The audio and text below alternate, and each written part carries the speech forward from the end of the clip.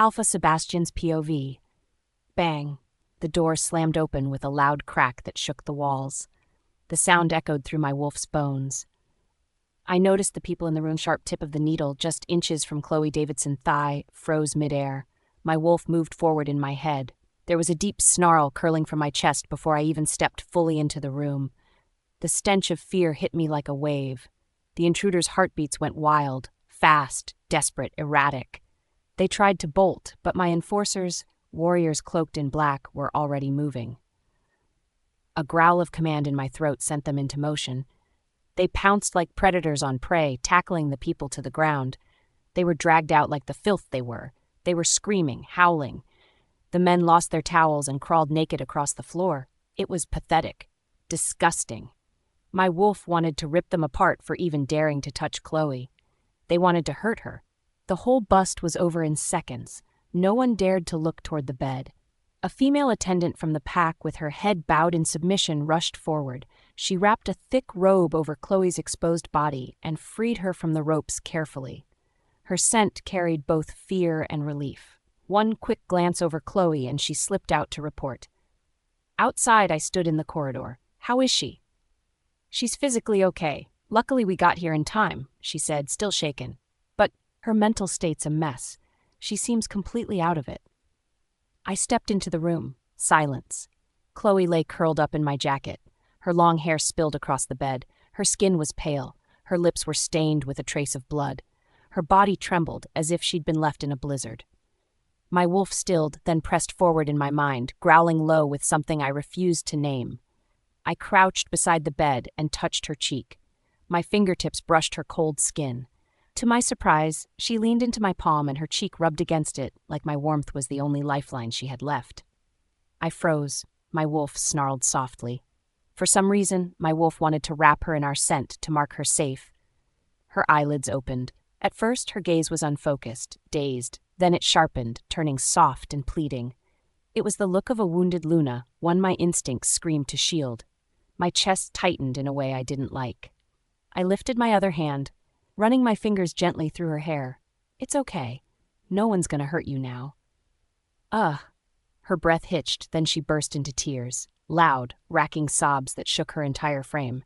Tears poured over my hand. Hey, don't cry. The words felt foreign on my tongue. Comfort was not my strength. I had never comforted a woman before, but the more I told her not to cry, the harder she wept. Out in the hall, her sobbing echoed through the hall. I had to carry her out of the room. I caught the shift in Luke's scent. The female attendant still hadn't left. I turned to her and ordered, not a word about tonight. If anything leaks, we'll assume it came from your hotel. She paled and bowed her head. Yes, Alpha. She knew crossing me was suicide. I lifted Chloe easily into my arms. She felt too light. My wolf prowled restlessly, unsettled by her fragility. We left through the side exit. On the way to the pack's private hospital, she still hadn't stopped crying. She soaked the front of my shirt completely. My wolf whined low inside me.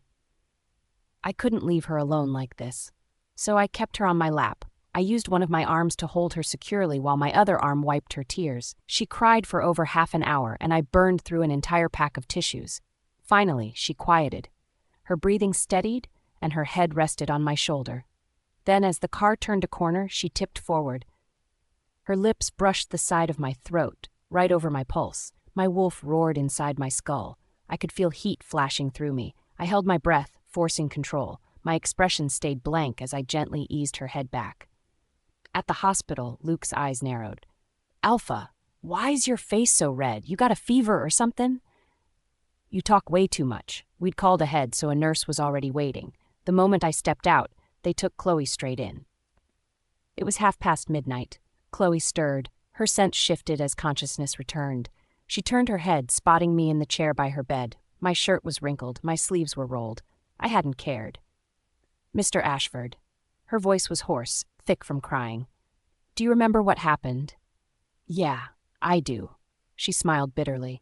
Her memories might be blurred, but she knew enough. Thank you. Seriously, thank you so much. I looked at her. There's good news and bad news, but which one do you want first? Both. Good news is no real harm was done. That needle didn't get you, and the one in the hallway was just a sedative. It'll wear off soon. As for the bad news, I let a bead of silence hang in the air. This was set up by your husband. I know. She lowered her gaze, gripping the blanket with white knuckles. It's partly my fault for letting you go there. I still have those bastards in custody. If you want to report it to the High Council or handle it privately, I'll back you again. You've already helped me a lot, she said quietly. I'll take care of the rest myself. You sure you don't need help? I already owe you big time. I can't keep adding to that. There's no way I could repay you. Chloe's POV. Right then, the phone on the table rang. My wolf's ears twitched before I even realized it was mine. Sebastian slid it toward me. As usual, his expression was unreadable. It was my father. It was nearly 1 a.m. and they had called me severally. No wonder my parents were restless. Even though I was an adult, I was still their daughter. They were protective in a way only pack wolves could understand, always needing to scent check, to see with their own eyes that I was safe. I cleared my throat, trying to steady my voice. Dad? Chloe, where are you? His tone carried that alpha edge he sometimes slipped into when worry got the best of him. I'm at the club with some friends, I lied. Please, come home. Your mom's not sleeping. She's too worried. We've been trying to reach you. My chest tightened. My wolf paced restlessly under my skin, wanting the reassurance of home and pack scent. I could really use that right now. Okay, I'll head back now. When I hung up, it felt like someone had wrapped a fist around my heart and squeezed. The thought struck me. If something really had happened tonight, how would my parents cope? The image of my mother with tears in her eyes made my chest tighten. I turned to Sebastian. Can you drive me home? He hesitated, then narrowed his eyes at me, as though reading more than my words. You really want to go home like this? You think your parents won't notice something's off? I forced a small, tired smile. If I don't go, my mom won't sleep. I need to at least let her see me. My voice caught, and heat burned at the back of my eyes again. I inhaled deeply, fighting down the lump in my throat. My wolf pressed against me. To hide the awkwardness, I muttered, God, what's wrong with me? Why do I feel like crying again? This is so embarrassing. Sebastian's voice was calm but firm. If you want to cry, just cry. It's not like I haven't seen you do it already. My stomach twisted. The memory of those men's hands, the unwanted contact, made my wolf snarl in the depths of my mind. I didn't want to think about it.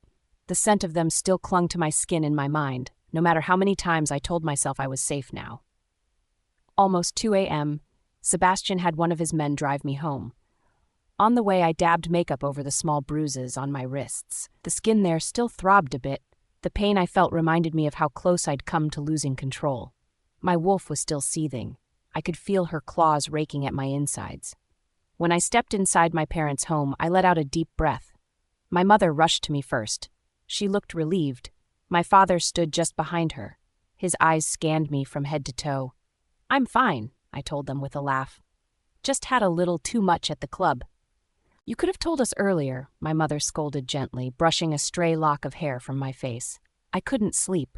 I know, I said softly. I just didn't want to worry you. I promise I was with people I trust. My father stepped forward, resting a large, warm hand on my shoulder.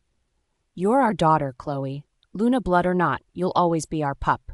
Call us next time.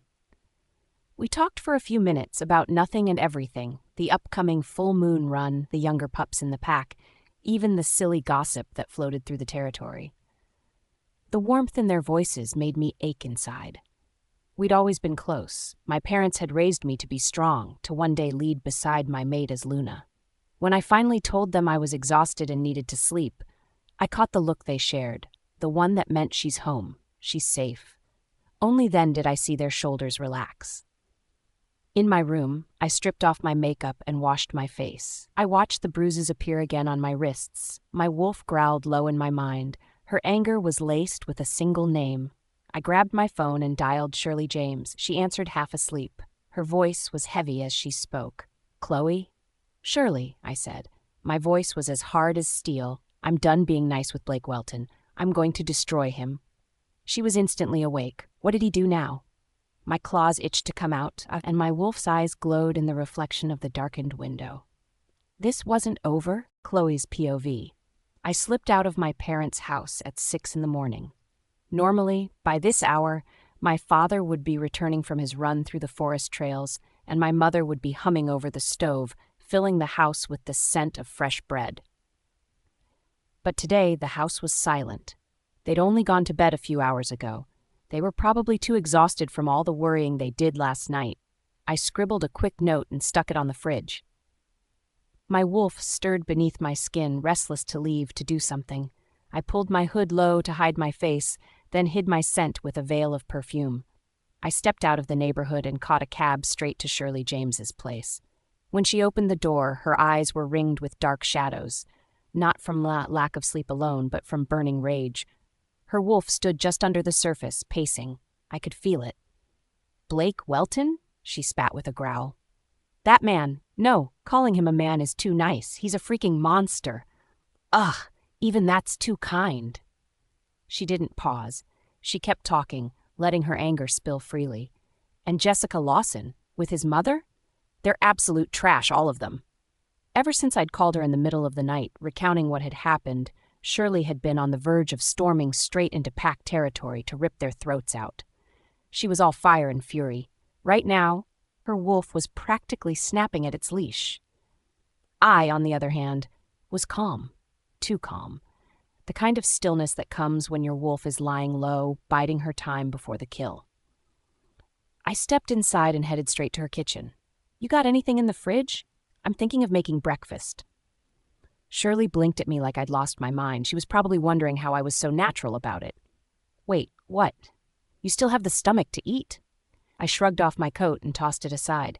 My wolf flicked her ears dismissively at Shirley's disbelief. I pushed her down onto the couch. "Starving yourself over scumbags is pointless. Eat first. We'll need the energy to deal with them." I was just pulling my hand back when... Hold up. Shirley's voice dropped. She caught my wrist and her eyes narrowed at the deep red bruises on my skin. A low growl rumbled in her throat. The bruising looked brutal. The skin was still hot where the ropes had bitten into me. Shirley's scent soured with nausea. "He actually tied you up? What the hell? Was he trying to erase any way out for you?" "Yeah," I said with a small laugh. Didn't leave me a single option. "Jessica's vicious, that much is clear, but Blake..." Shirley's voice caught. "Even if he stopped loving you, what's the point of going this far? Couldn't he have just left without making it a nightmare? You two were together for 8 years. 8 years, Chloe, and now he's turned on you for someone he barely knows? I seriously can't wrap my head around it." "He's capable of anything if it means making her happy," I said flatly. My wolf's growl rumbled in silent agreement. "But wasn't he just out there recently acting like he cared? Looking all torn up?" "Cared?" My wolf's snort echoed in my mind. What a joke. "Do you know he's planning to announce his engagement to Jessica tonight?" "What?" Shirley whipped around, staring at me as if I'd just shifted into my wolf in the middle of her living room. "You're not even divorced yet. Wait a sec." Her expression shifted. I could see a darker thought sliding in. "Did he already know you had him sign those divorce papers?" I pressed my lips into a thin, cold line. "I've considered that." Shirley leaned back, piecing it together. "What if this whole thing was a setup from the start? His mother keeps you steady and Jessica pushes you over the edge. Once you file for divorce and the compensation agreement kicks in, boom, he walks away scot-free, no payout, no strings." She narrowed her eyes. "If you don't give in, they'll threaten you with that video. You're scared it'll leak, so you'd have no choice but to swallow it all alone. That way, he and Jessica Lawson can prance around with zero burden." She looked into space. "This guy is seriously terrifying." I fell silent. The words struck deeper than I expected. Could it really be like that?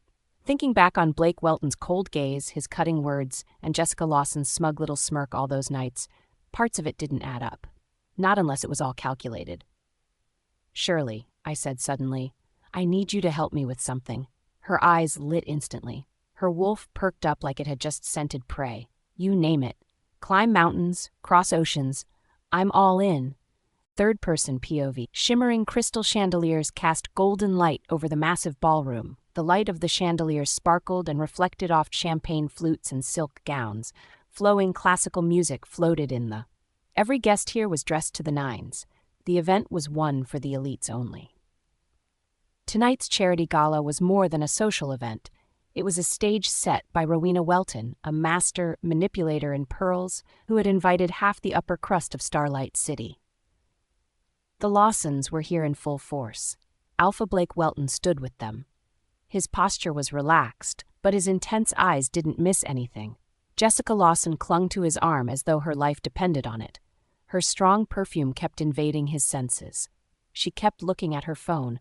Her wolf was practically restless beneath her skin. Even an Omega could sense it. Something was going on between these two packs. Jessica's thoughts were filled with so many questions. What's going on with them? No calls, no videos. It couldn't have gone south, right? They'd already gotten Chloe into bed, or so she believed. How could it fail? If it had failed, the Luna would have stormed in, claws out, demanding blood. So maybe they'd gone too far, frightened her into hiding. Jessica rolled her eyes inwardly. Coward. Dying takes away all the fun. It's far better to make her suffer something slow and drawn out. Rowena Welton approached them with a sweet smile.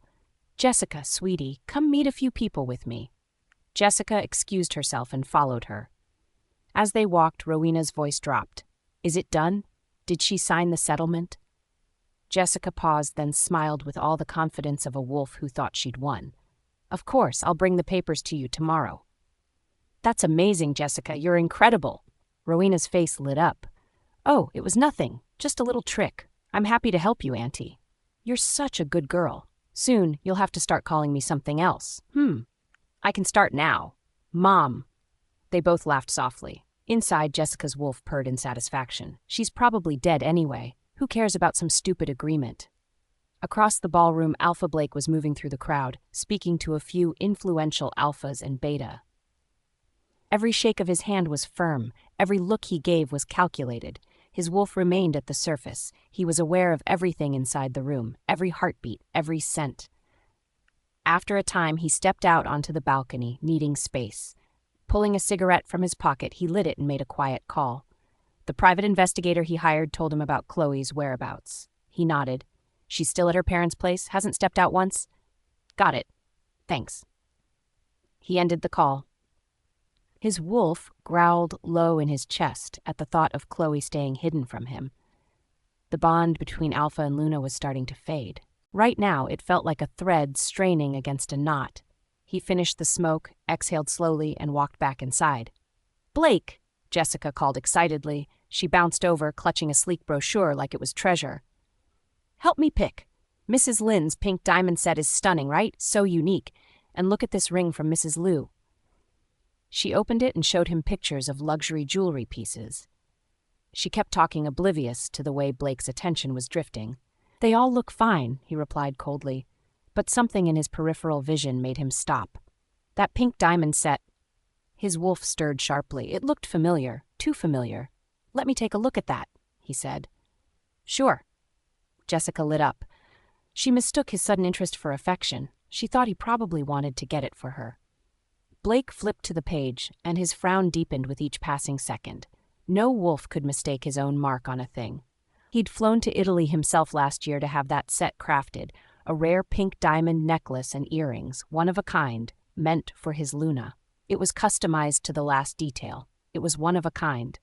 He made sure of it. He could still remember the jeweler's scent, the precise cut of the stones. There was no chance he was wrong. So why in the moon's name was Mrs. Lynn wearing it? His mind flashed to the empty shelves in Chloe's closet. We really have the same taste. I adore this pink diamond set. Honestly, Mrs. Lynn's way too old for it. It totally doesn't suit her, Jessica continued. She didn't see the change in his expression. Blake snapped a quick photo of the page and sent it to Chloe, his Luna. He asked her what the meaning of this was. The reply never came. Instead, the message bounced back. It showed that he was blocked. Blocked? She blocked him? What? His wolf's growl vibrated in his chest. He tried calling, but he realized that he was blocked there too. The bond between them seemed to be getting weaker and weaker. He tried to reach into it, but it was strained. What the hell was going on? You stay and enjoy. I've got something to take care of, he said to Jessica. What? Jessica shrieked. You can't leave. Tonight's really important for us. Jessica's nails dug into his arm, desperate. What's so important? Blake's eyes narrowed. As he spoke, his alpha authority spread into the air around them. Several nearby guests glanced over, sensing the dominance rolling off him. Some whimpered in submission. Before Jessica could answer, Rowena Welton stepped onto the stage, taking the mic as the evening's host. "Before we start the auction, there's something I'd like to share," she announced.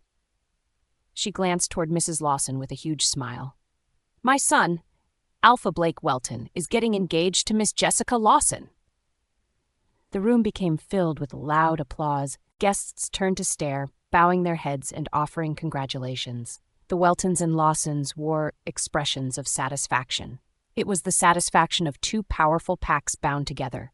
Jessica's eyes shimmered with the tears of a wolf who thought she'd won her place as alpha female. Blake stood rigid. He stared at them in disbelief.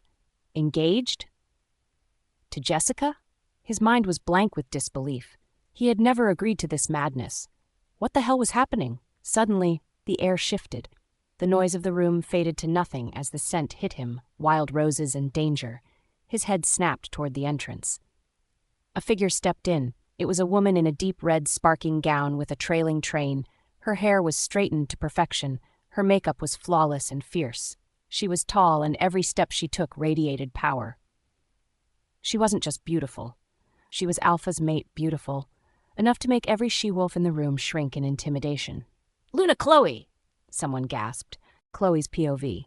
The moment I stepped into the banquet hall, the air shifted. The pack could sense me, my scent, my presence, my wolf, and the murmurs began instantly. As I walked, I could feel eyes tracking my every move, like prey and predator at the same time. I could hear the whispers. "She's not actually here to make a scene, is she? Yeah, right. What face does she have to be dramatic? Aren't they getting a divorce? What a scorned Luna." The whispers echoed in my ears. They kept talking. Both families already said they're getting engaged. Showing up now? Just embarrassing herself. But she didn't really do anything wrong, did she? Most were excited to see the downfall of their Luna. They were eager for blood and scandal. A few dared to defend me, but their voices were quickly smothered by the rest. I caught Jessica Lawson's gaze. Her face drained of color the second our eyes locked. I could feel her wolf shrinking back as if I'd bared my teeth. Rowena Welton looked anxious, shifting her weight from foot to foot. But Blake Welton, my mate, my alpha, his aura was controlled, but I could feel the crack in it. My wolf stirred restlessly at the familiar pull of his dominance, but I forced her back. He stepped forward immediately. "Don't go," Jessica said as she clung to his arm like a starving leech. Jessica faced me and frowned. "Blake and I are getting engaged. We're about to be husband and wife. Stop clinging to him." Her voice grated against my ears. Blake's jaw ticked. I could see the rage flashing in his eyes, but with so many wolves watching, he kept his composure. He yanked his arm free and leaned into Jessica. "Keep your mouth shut." A little too late for that, Blake. Even restrained, the alpha command in his tone spread through the air, making nearby wolves' shoulders stiffen. Jessica flinched, but still, she clung. Nathan Lawson and his brother moved in. "Alpha, do something. Act like the alpha you are," Nathan snapped. "You're seriously going to humiliate my sister for that woman? Let go." The words from Blake's mouth were cold steel. I reached the center of the hall. As I passed a table, I picked up a glass of red wine and took a slow sip, savoring the taste of their discomfort. Rowena stormed down from the stage, trying to block my path. "What the hell do you think you're doing? Get out now!" Blake broke free of the Lawsons and stepped in front of me. "Stop making a scene. We'll talk about this at home." I cut him off with a slow, mocking smile. "Blake Welton, are you trying to keep a wife and take a concubine or something?" Gasps spread through the hall. Jessica's wolf bristled. "Chloe Davidson, you're shameless. I'm the one marrying Blake. I'm the one who has the right." "Shut up." Blake's voice cracked through the air, and several lower-ranked wolves in the crowd flinched instantly. Rowena pulled Jessica close. "Honey, don't stoop to her level. She's not worth it." I tilted my head. "Don't stop her. Let her talk. If you dare say one more word, don't expect to see a single cent of that breakup money." Rowena spat. I could hear the panic in her tone. Blake's gaze snapped to her. He looked confused. "What breakup money?" His voice was low, dangerous, the kind that made even strong wolves' stomachs twist. Rowena froze. Around us, the whispers began again. Nathan stepped toward me. I could feel his wolf pressing forward. Luna, Chloe, I suggest you leave right now, or don't blame us for getting rough. I turned my gaze on him, letting my Luna power seep into my voice. And who exactly gave you the right? Back in the day, even if Jessica somehow got into the house, the bridal night would still have started with her bowing to me, calling me Luna, and serving tea. The power in my tone rolled through the hall. Wolves in the crowd involuntarily lowered their heads under the weight of my dominance. My wolf purred inside me, savoring their submission. Jessica laughed. Bow to you? Are you delusional? I'll bow at your grave. How about that? I let my wolf rise fully. I focused on my wolf and let my Luna aura crash into the room in waves. The waves of my aura rolled off me. I didn't even let the full thing loose, just a little. Gasps, whimpers, and the creak of bent knees filled the air as lower-ranked wolves dropped their eyes to the floor. Answer me now, I said. Do I have the right to make you kneel and toast me or not? Jessica froze. Her wolf was slowly shrinking into nothing. The room went dead silent. I reached into my coat and pulled out my marriage certificate, tossing it at her feet. I brought it to prove our legal marriage to everyone. Blake Welton and Chloe Davidson, I said softly, already mated, already bonded, already married. Everyone gasped in shock. Not everyone knew Blake and I were legally married. Rowena always wanted to keep it a secret. People, though, we were just mated. This wasn't some desperate ex-Luna. This was a wife standing in front of her bonded mate and the female he'd been parading around. One's cheating while still mated. Another's knowingly sliding into a bond that's not hers, I said coldly. And you two were shameless enough to throw an engagement party for it? That's not just betrayal, it's against pack law. It's punishable. The Lawsons paled. Blake pressed his fingers to his temple, clearly seconds away from losing his temper completely. I stepped closer to him, locking my eyes on his, the man who'd once been my everything, and now nothing. Slowly, I poured the entire glass of wine over his head. His aura snapped. In a flash, his hand clamped around my wrist. His grip was punishing. I could feel his dominance bleeding into the touch. Is this what you want? His voice was deep. Was all this worth it? Pain spread round my wrist, reopening the wound beneath the ribbon wrapped there. Warm blood began to slide down my hand. My wolf snarled in my chest, half from pain, half from rage. Let's get divorced, I said.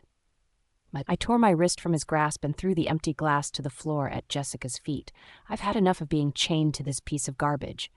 Blake's eyes flicked to my blood, and for a heartbeat, his mask cracked.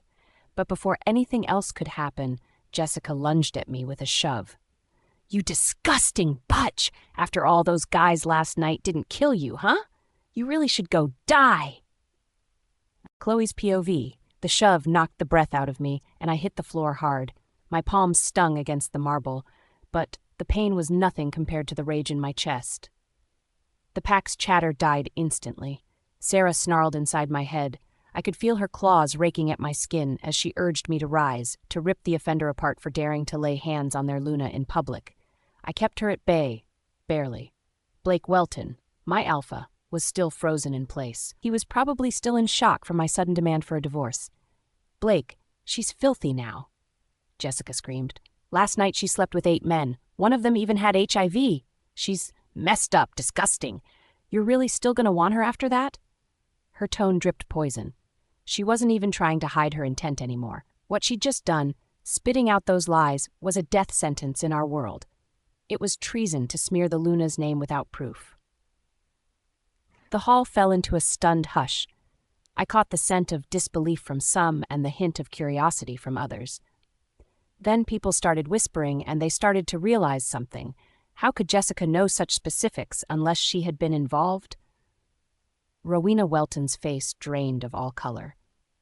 I stood slowly. My spine straightened. I could feel my wolf's golden eyes bleeding into mine for a heartbeat as I glared at Jessica. She was beneath me, nothing more than an omega. I wasn't even planning to deal with your mess right now, I said calmly. And you go ahead and confess all on your own. Dumb and nasty. What a combo. The crowd shifted uncomfortably at my words. My wolf's growl rolled under my voice. A few submissive pack members bowed their heads. I looked at Rowena. This is what you call an ideal daughter-in-law? One who'll commit crimes with you? Get you both tossed in front of the council? Rowena opened her mouth, but no sound came out. I could smell her fear. Beside me, Blake's scent darkened. The rage rolled off him in waves. His wolf was close to the surface, and I could hear the rumble in his chest. The Lawsons fidgeted. Jessica's parents looked shocked. The guests exchanged looks. They weren't stupid. They were starting to piece it together. What if Jessica and Rowena had set me up? The thought wasn't far-fetched. Even in my human skin, I had the faint marks on my wrist, bruises from restraints. But Jessica kept running her mouth. "Don't buy her lies. She's the one who slept around. She's got HIV. Better stay away before you catch something." Before she could take another breath, Blake moved. 1 second he was at my side, the next he had her by the throat. "What did you do to her?" His voice was pure alpha command. The tone of his voice made wolves flinch. His eyes were pitch black now. His wolf had fully surfaced. Jessica clawed at his hands. Her smugness was gone. Now there was panic in her eyes. Her scent turned sour with terror. Her brothers rushed forward, trying to pry Blake's hands away. Nathan snapped, "Blake, calm down. Maybe she just said something crazy. Don't jump to conclusions." Chloe Lawson, her sister, shoved herself between them. "Even if something happened, you can't accuse Jessica without proof. What if Chloe went off, dragging guys on her own? Someone saw her, gossiped to Jessica, and now she's twisting it, playing victim." I almost laughed. No need to argue with sheep defending another sheep. Jessica, sensing the opening, turned on the waterworks. She started to cry. Her tears smelled fake. "Blake, how could I ever do something like that?" My bestie saw Chloe go into a hotel room. A bunch of guys had already gone in, including one notorious for health issues. I never wanted to say anything, but she pushed me too far. The disgust in the room shifted. This time, it was directed at her. Even the mated females present, who were usually neutral, growled. They despised a she-wolf who broke sacred bonds. Blake's voice was cold. "Can you stand by everything you just said?" "I swear on my life. If I'm lying, may I rot from the inside out and die horribly." She looked at me with triumph in her eyes. In her mind, I had nothing, no proof, no way to expose her. Mrs. Lawson puffed herself up and spat venom my way. "You're nothing but a whore. You're a stain on the Welton name and a disgrace to the pack. You're unfit to be Luna. You should be ashamed of yourself." I stepped forward into the center of the hall. Every eye followed me as I moved. My wolf stood tall inside me. I looked at Jessica and spoke clearly. "Rot from the inside out. Die horribly." Her face paled. Wolves didn't take such words lightly. Aluna's curse was no small thing. "You really aren't scared of karma, huh?" I said. Then I pulled out my phone and tapped the screen. Within seconds, Jessica's voice echoed through the hall, through the speakers. "Blake doesn't want to talk to you anymore. Hope you let the hunks we arranged for you. Heard one of them's got HIV. We'll even give you a special shot later to really spice things up." A collective gasp spread through the hall. "By tomorrow, videos of you with 8 guys will be all over the internet. Oh, and to celebrate, Blake and I are announcing our engagement tomorrow night. Go ahead, try calling the cops. It's useless. Around here, our families could crush you like a bug."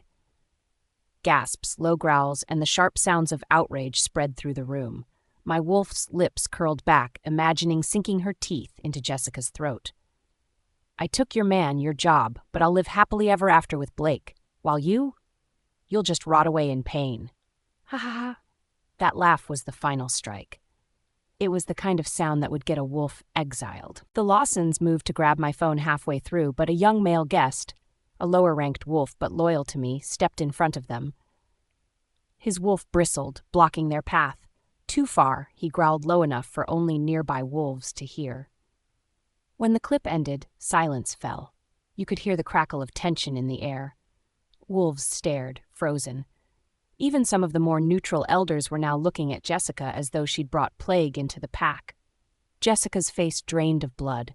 Her wolf's fear was obvious. I loved every bit of it. She caught the murderous gleam in Blake's eyes, and in a flash, she ran to hide behind her brothers. She hadn't expected this. Never, not in 100 full moons, did she think I would have recorded every word. There was no wriggling out now. No pack trial would save her. I could almost hear her thoughts in the panicked scent she was giving off.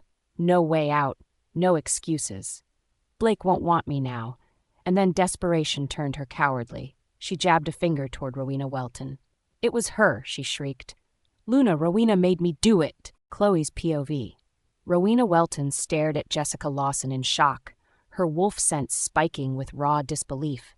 I could almost feel her panic rippling through the pack link, even though she wasn't fully bonded to ours. She looked like a doe frozen in the path of a predator, unable to believe her own kin had just thrown her into the hunter's jaws. No, that's not what happened, she blurted out, voice trembling. I didn't force her. She told me she had a way to make Chloe Davidson sign the settlement.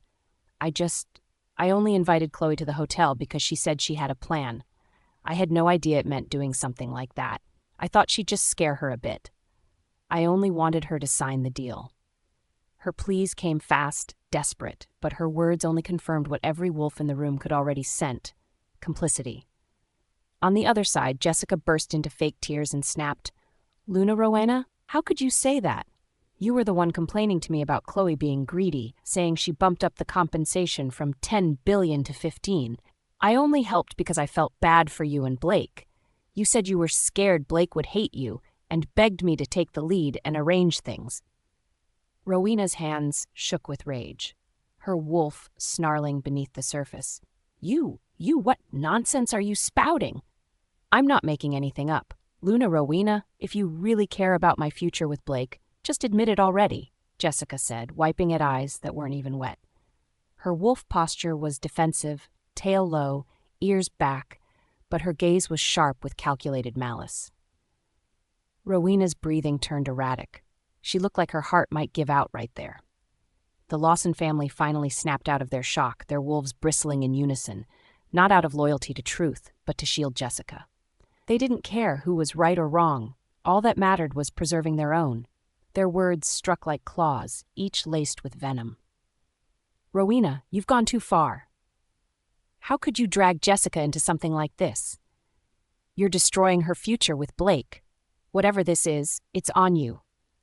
Rowena snarled back, composure gone. Her wolf pressed forward, challenging theirs in a full display of dominance. The scent of hostility was sharp in the air, fur prickling, hackles raised. The banquet hall was silent except for the crackling tension, and I realized every wolf here had underestimated the entertainment value of this scandal.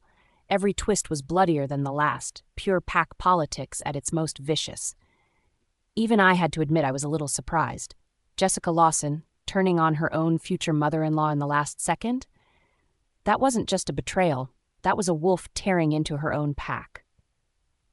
I tilted my head slightly, my Luna instincts urging me to read my alpha's reaction. Blake Welton's face was a frozen mask, rigid as ice, his aura tightly leashed but dangerous.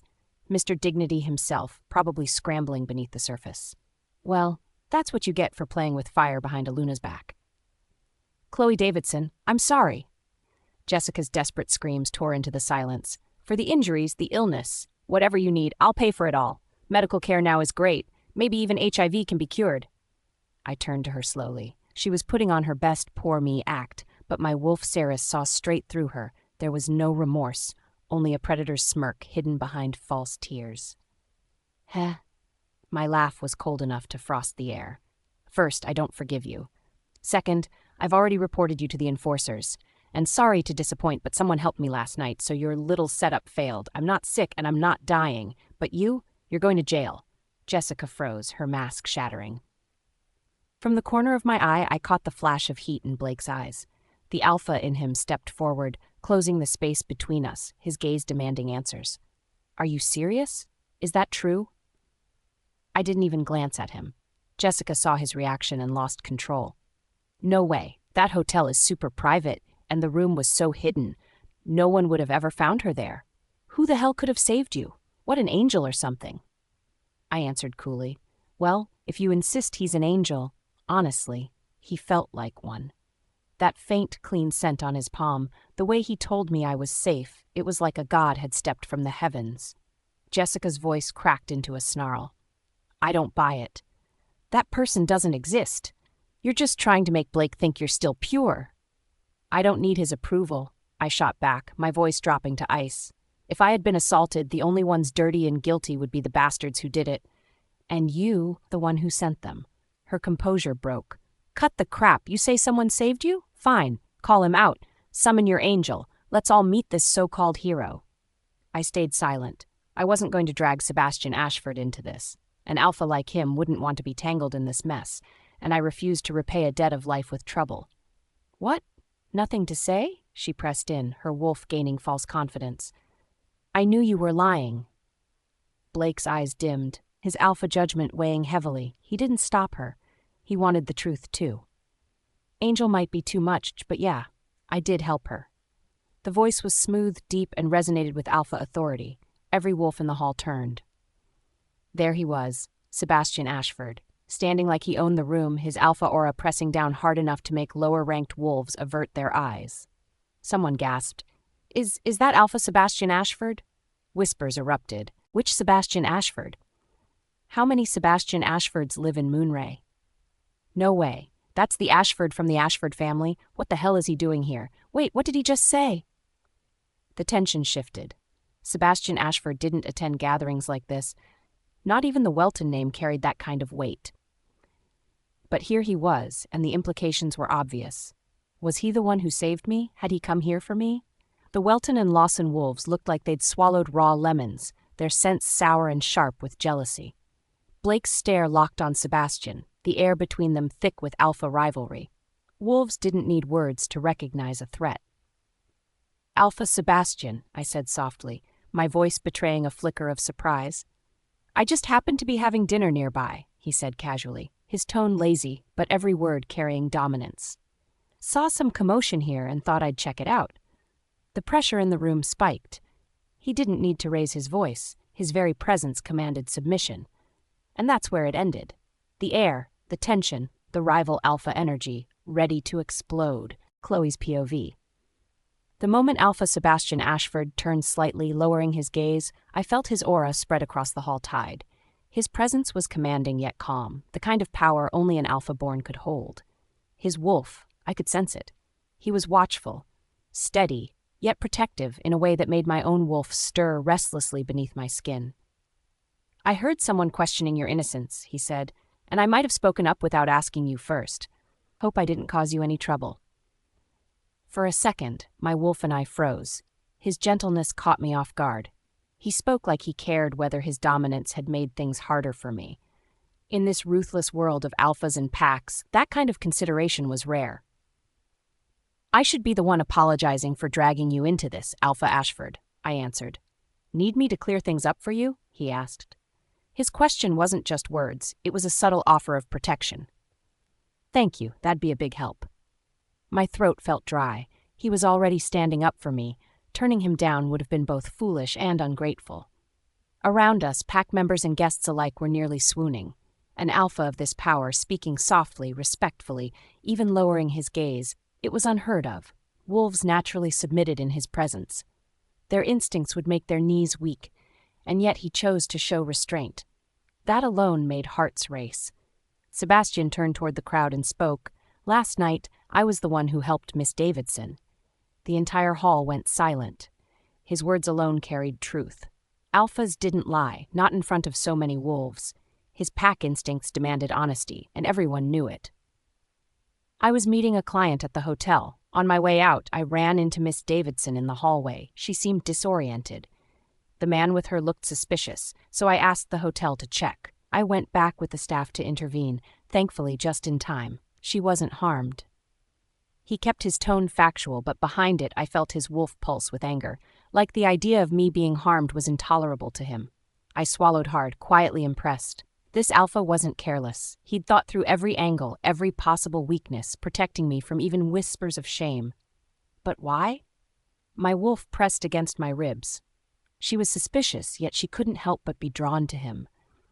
I tilted my head slightly to look at him better, trying to understand. That gaze didn't go unnoticed. From the corner of my eye, I caught Blake. My alpha, no, the alpha I used to call mine, his fists clenched. His icy stare was locked on Sebastian. He hated the way I looked at another alpha. He could feel the threat. The Weltons and Lawsons were silent. Even Jessica. Her wolf trembled under Sebastian's aura. She had her mouth covered by Chloe. None dared to speak. Because when the Ashford heir himself vouched for someone, no wolf questioned it. Alphas didn't just throw their word around. Even if there had been 8 men in that hotel, Sebastian's word was enough to erase it all. Going against him meant challenging his pack, his bloodline, his dominance. No wolf in their right mind would dare. And it was true. No alpha like him would waste time protecting a tainted Luna. If he stood up for me, then clearly nothing had happened. "Thank you for saving my wife," Blake said. Blake stepped forward and grabbed my hand.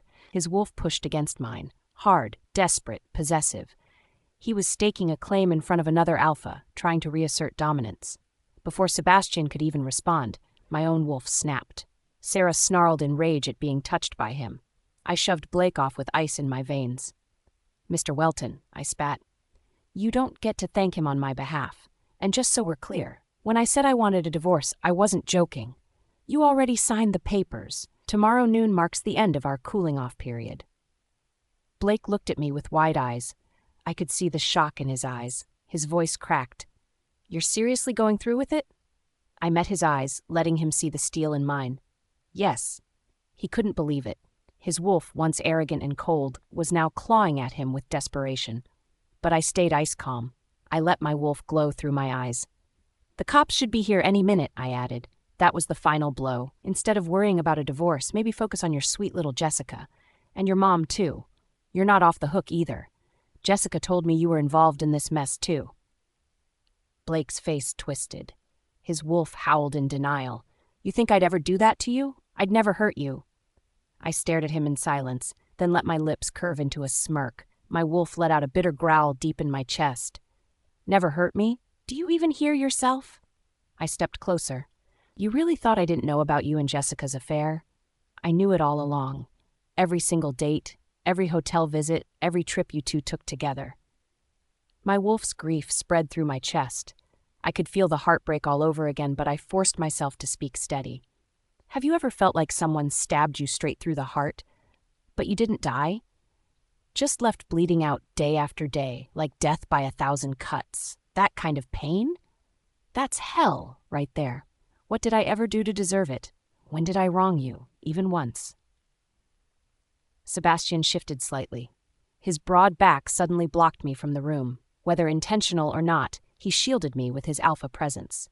His wolf's aura pressed around me protectively, keeping prying eyes from seeing my pain. Just then, uniformed officers stormed the hall. Wolves stepped aside to let them pass. They moved straight to Rowena Welton and the Lawsons, pulling out arrest warrants. Jessica screamed and struggled as the officers cuffed her. Rowena protested. Even Blake was restrained. His wolf was forced down by silver cuffs. The Lawson pack snarled in outrage, but it was useless. Evidence was solid, and with Sebastian Ashford's aura silently dominating the hall, no one dared intervene. The scandal ended in chaos, officers dragging them out while guests buzzed with shock and gossip. Every wolf in Moonray would be whispering about tonight for weeks. Those who hadn't come would regret it forever. Not long after, people began to leave. Their wolves were probably restless, eager to spread the tale. Sebastian left with his beta, Michael Reed. When everyone was gone, I stepped outside. I didn't call a cab. Instead, I walked to the small park behind the hotel and slumped against a tree. My wolf curled tight inside me. I had already uncovered the truth. Blake hadn't orchestrated the trap directly. Rowena and Jessica had pulled the strings, but I hadn't said that to the police, on purpose. Let them all suffer. Let them all taste fear. I hated Blake, and my wolf hated him more. Tap, tap, tap. Footsteps approached. My wolf pricked her ears. A sharp, woodsy cologne drifted through the air. My pulse jumped. I looked up. Sebastian stood there, half-shadowed, half-lit. His sharp features were carved by the moonlight, making him look even more gorgeous. His eyes were unreadable. His alpha aura was still in the air. "You got what you came for," he said. "Should be celebrating. So why are you hiding out here, zoning out?" "Tired," I answered. My wolf howled, but what I wanted to ask was, "Why are you following me?" He was silent a moment. "You're tired? Then go home and sleep." The command was subtle, alpha soft but undeniable. It made my wolf twitch with obedience. I shot to my feet. "You're right. I'll head back now. Good night, Alpha Sebastian." I turned quickly, but after a few steps, I glanced back. "Thank you for everything today, Alpha. I appreciate you standing up for me." Sebastian said nothing, but his wolf's aura flared slightly. I caught a cab and returned to my apartment. I swiped my key card, stepping into the elevator. then froze. Sebastian was inside. My wolf's heart kicked hard against my ribs. I stepped in anyway, forcing a smile. "You tired too, Alpha Ashford?"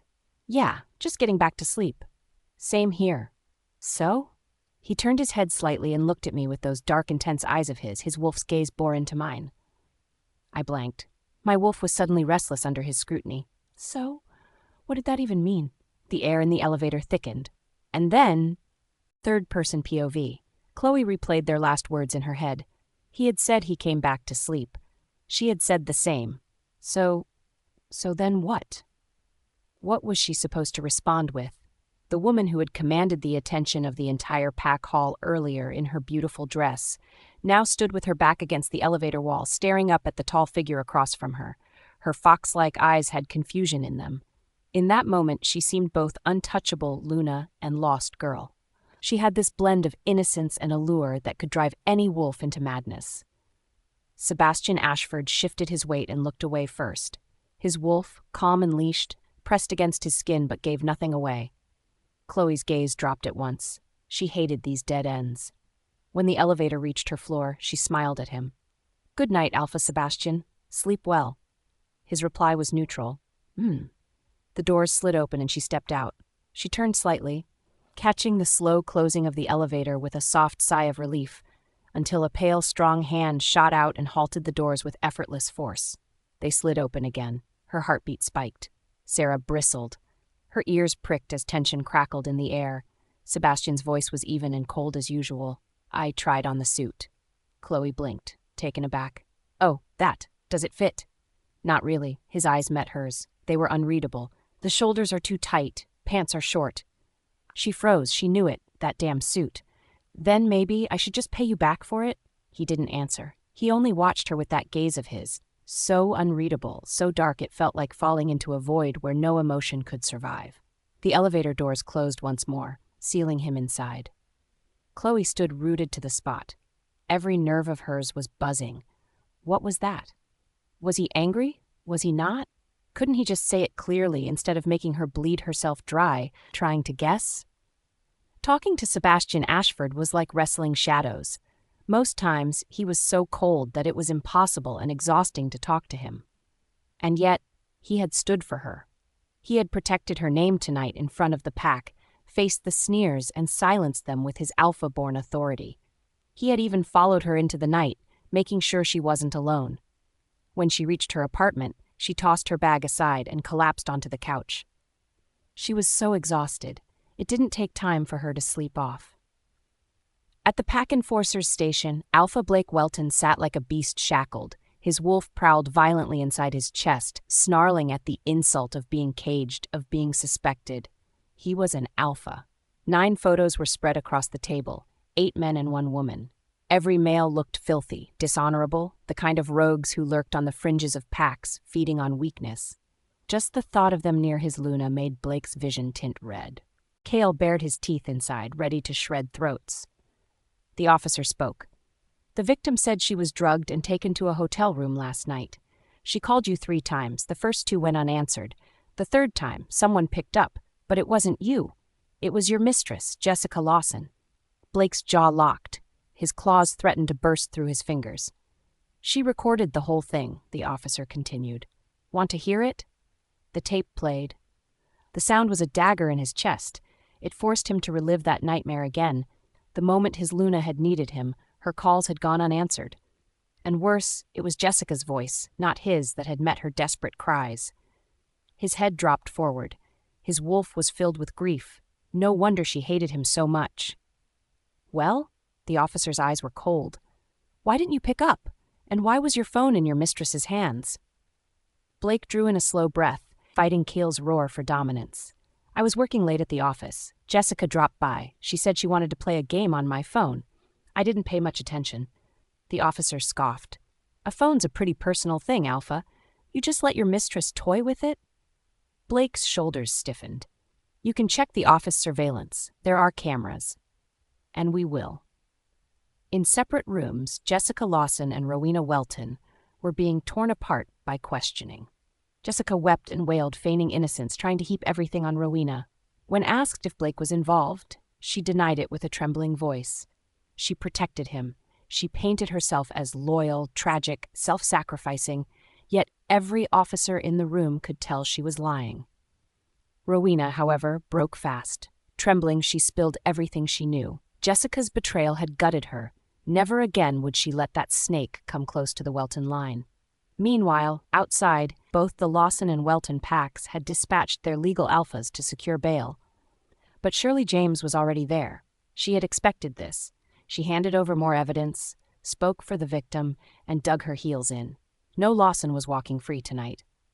And Blake? He wouldn't be stepping out until sunrise. By 2 a.m., Shirley pulled up outside Chloe's apartment. Chloe was already packing. "I brought food," Shirley said, holding up skewers and beer. On the balcony, under a stretch of stars, they sat together. Chloe ran her fingers along the cold glass, looking into space. "People say revenge feels good. I guess I should feel happy now." She tilted her head back, chugged the beer, and let out a sigh. Ah, that hit the spot. Shirley studied her face. Even though she tried to hide it, she could tell Chloe was heartbroken. She knew how much Chloe loved Blake. Everyone did. Chloe gave up everything for him. This marriage had bled her Luna dry, and still Alpha Blake had dragged her through the dirt, forcing her to burn what little remained. "Chloe," Shirley murmured, "do you think you'll ever believe in love again?" Chloe's fingers tightened around the glass. Sarah stirred inside her. "I won't judge every wolf because one bit me," she said softly. "But I'll damn sure keep my distance if I see another coming." Shirley nodded. She understood. They drank until they couldn't anymore, until laughter blurred with tears. When sleep came, Chloe curled against her friend's warmth. By morning, Chloe was dressed with her suitcase ready. Shirley hugged her tight. "Go. Rest. I'll handle everything here. When you're back, the divorce will be final." Chloe whispered her thanks. She needed to run, to heal, to let her wolf breathe beyond these walls. Her flight was at 8, but as fate often does, it shifted the winds. Outside the apartment, suitcase in hand, her phone buzzed with a call from an unknown number. Celine warned her not to answer. Then a sleek Maybach glided to a stop before her. The window rolled down, revealing Luke Snow with his smooth smile. "Miss Davidson, heading somewhere?" he asked. Chloe straightened. "Airport." "Perfect," Luke said. "We're headed there too. Hop in. We'll give you a lift." Chloe's POV. "I already called a ride," I said. "Just cancel it." Luke Snow hopped out of the car with a grin. Before I could protest, he yanked my suitcase out of my hand and tossed it into the trunk like it weighed nothing. If not for the luxurious car, passers-by might have thought I was being mugged. He swung the back door open with a casual, "Hop in, Luna. Don't be shy. It's on the way." My wolf stirred at the title. Even estranged from Blake, even walking away from that bond, people still saw me as a Luna. I hesitated, feeling awkward at Luke's insistence. Rejecting him would be rude, so I pasted on a polite smile. "Thank you," I said as I got into the car. The scent hit me first, cedar smoke and winter frost. My wolf instantly stiffened. Sebastian Ashford, he sat on the other side. His presence alone was enough to fill the car and make it suffocating. His aura was something else. He didn't have on a suit today. He had on pale blue shirt that stretched across his broad shoulders, black trousers, polished leather shoes. Simple, yet commanding. He was the kind of alpha who didn't need armor to command. And goddess, he was distant, untouchable. "Morning," I greeted softly. I kept some space between us, his aura pressed against mine. My wolf bristled before retreating. Submitting not out of fear, but because it was instinct in the presence of such raw dominance. He nodded. Sebastian Ashford was always like this, neutral, controlled, cold. I bit my lip, looking away, so this was the real Sebastian Ashford. He was every inch the alpha, calm, unreadable, dangerous. The car rolled forward. I fiddled with my phone, canceling the ride I'd ordered earlier. "Vacation plans?" His voice startled me. It was deep, calm, alpha deep. It slid along my nerves, demanding a response before I even realized it. "Yeah," I admitted, turning my head slightly toward him. "Yara was where to?" "Iceland." He looked at me. Quite the distance. "Uh-huh." My wolf shifted uneasily. He wasn't just asking out of boredom. He was measuring me, testing my answers. Was this long planned or last minute? I answered without thinking. "Oh, definitely planned." Then froze. Damn it. Not long ago I had handed him my resume. If I had planned such a trip, why was I job hunting with him? My wolf groaned inside me. Cornered. What was I thinking? That brief flicker in his eye told me he'd caught it. He'd baited me, and I'd walked right into the trap. Before I could recover, Michael Reed, his gamma, glanced back from the passenger's seat. He looked like someone who loved stirring trouble. "So, Miss Davidson, does that mean you're no longer interested in the position?" Heat rushed to my face. "Well, if I had gotten the job, I was going to cancel the trip, but Alpha Ashford rejected me, remember?" Truth. But humiliating truth. What if I changed my mind? The words came from Sebastian himself. My heart stuttered. "Wait, are you saying I got the job?" I whispered. He didn't answer directly. Instead, he looked at me with those cold eyes. "Weren't you about to take a vacation?" I sat up straighter. "I can cancel it. If I got the job, I'm ready to start anytime." Anytime. Anytime. My voice was steady. Inside, my wolf howled. Challenge met. "I was just thinking, Iceland's far." Michael chuckled. "Perfect, then. Since you're available today, once we're in the air, I'll brief you on the agenda." I blinked. 1 minute I was hitching a ride. Now I was on board with them, literally and figuratively. Strange, yes, but my wolf urged me forward. "All right, send me the itinerary. The sooner the better," I said. Michael laughed. "Eager. I like it." My phone buzzed again. Shirley James's name flashed across the screen. I stepped aside, calling back. "Shirley?" I said. "Chloe." Her voice was panicked. "Blake got your flight details. He's headed to the airport right now." My wolf growled low in my chest. "What?" "That psycho's lost it. Chloe, please turn around or hide somewhere. Don't let him catch you." I exhaled. "Okay, I'll think about it." Hanging up, I stared out through the window. My chest tightened. The mate bond, damn that cursed tether, still tugged at me. Even broken, even poisoned by betrayal, I could feel it. Why wouldn't Blake just leave me the hell alone? The car went silent. They had overheard. Luke tried to ease me. "Don't worry. The Alpha's flying private. We'll drive straight onto the tarmac. He won't find you." As soon as he said that, I felt relieved. I couldn't believe it. That way, Blake wouldn't even see me. I couldn't help but smile. That's perfect. Why hadn't I thought of that? Traveling under another Alpha's protection, Blake would never reach me here. Not when I was inside Sebastian Ashford's shadow. Sebastian looked at me. "You're really something, Chloe?" The way he said my name made my stomach twist. It sent a shiver through me. Maybe it was his deep voice. Maybe it was his aura. Whatever it was, I knew one thing for sure. Sebastian affected me in a way I couldn't explain. "Thanks?" Blake Welton didn't find me at the airport, because by then I was already in the sky. Sebastian Ashford's private jet carried us above the cloud. I sat by the window, clutching the armrest as the jet cut through the air. The mate bond tugged, and I could feel Blake's fury across the distance. My wolf sensed him. He was probably snarling, raging, searching. And yet, I smiled, the image of his veins bulging and his murderous eyes scanning the terminal. It was bitter satisfaction. Once we leveled out, attendants set breakfast before us. The food looked amazing, but my appetite was gone. I stared at the sky. "Chloe Davidson," a voice said, "if you're going to act like the world is ending, maybe don't bother signing the onboarding papers." Chloe's POV. "Chloe Davidson, if you keep acting like the world's ending, maybe don't bother signing the onboarding papers," a cold voice said. I snapped back to reality. My head turned automatically, and I found Sebastian Ashford's gaze on me. His eyes, cold and dominant, pinned me in place like a lesser wolf under an Alpha's command. "Sorry," I murmured. "It won't happen again." "Let's hope so." His tone was flat. He turned, dismissing me. My wolf bristled at the slight, but I forced her down. He was an Alpha. And not just any Alpha. Sebastian Ashford commanded power with the ease of breathing. It clung to him, literally. Across from me, Michael Reed shifted uncomfortably. Even he looked unsettled, as if he didn't quite understand why Sebastian was so sharp with me. After all, I'd only zoned out for a moment. But Alphas, real ones, true blood leaders, sensed weakness like blood in the water. They didn't tolerate it. The flight attendant came in to clear the untouched breakfast trays and served fresh coffee. Sebastian barely touched his cup. Within minutes, he was back to work. Video calls, conference screens, thick folders spread across the table beside him. He was relentless. For 5 straight hours, he was either in meetings, answering calls, or scanning documents. Michael was forced to stay on high alert, feeding him updates. I watched, quietly absorbing, realizing this wasn't just business. This was dominance. This was Sebastian Ashford showing the world, human and wolf alike, that he was more than heir to an empire.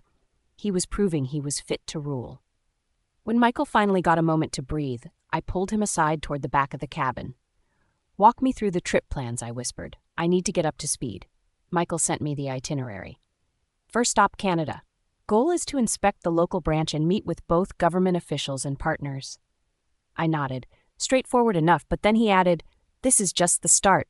Over the next 6 months, he'll hit every global branch. He's making a statement." I understood instantly. Wolves respected strength, not titles. Even an alpha heir had to prove his worth, had to earn loyalty. This trip wasn't about business alone. It was about staking his claim. "Why Canada first? Not the biggest branch, right?" I asked. Michael shrugged. "No special reason. It's close." I blinked at him. "Close? The man flies a Gulfstream G650. Where isn't close?" Michael smirked. "Back in the U.S. branch, I handled everything myself. Here at HQ, I feel like I need to clone myself. Sebastian's demanding.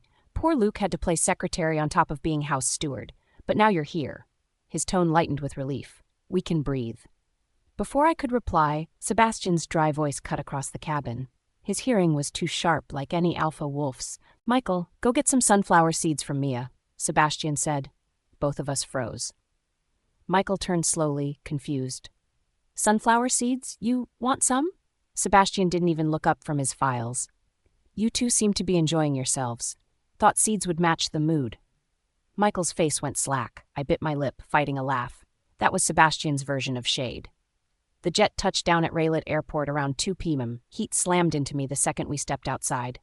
It was hot here. My wolf groaned. My suitcase was stuffed with sweaters and coats. "Fantastic planning, Chloe." The chauffeur took us to... After checking in, Sebastian asked me, "Any plans tonight?" "Just one," I said. Instantly, I slipped back into professional mode. "Edward Palmer from Copper Tech invited you to a yacht party to welcome you." "Fine," Sebastian said, already loosening his cuffs. "Wake me at 5. Michael and I left him to rest. My suite was smaller. I didn't unpack. Instead, I bolted for the nearest mall.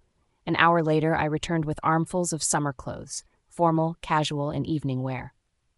By 4:50, I slipped into Sebastian's suite. His suits were unpacked, pressed, and one laid out for the night. At 5 sharp, his alarm buzzed. Time to wake the alpha. I walked toward the bedroom. I was prepared for work until my eyes landed on the bed. And froze. Sebastian laid in a silver silk robe, loose and half open, exposing the strong planes of his chest and the sharp cut of his collarbone. His abs were on full display. He looked carved by gods, or wolves if they had sculptors. Heat spread through me. I couldn't help it. The man was perfect. My wolf stirred. The sight of him alone made her restless and hungry. She paced in my chest. I shook my head and forced myself to focus. "Alpha Sebastian, it's 5, I said softly. He frowned slightly in his sleep. His lips parted, but he didn't stir. I cleared my throat, stepping closer. "Sir, it's already 5. You need to wake up." This time he moved. She threw an arm over his eyes with a groan that vibrated deep in his chest.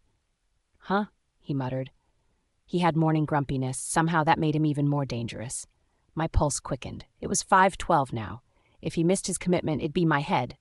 Gritting my teeth, I leaned closer. "Wake up!" Chloe's POV. The bed shifted beneath me suddenly. Before I could sit up, a large, heated hand pressed the back of my head down. My breath caught as my lips brushed against the sharp angle of his jawline.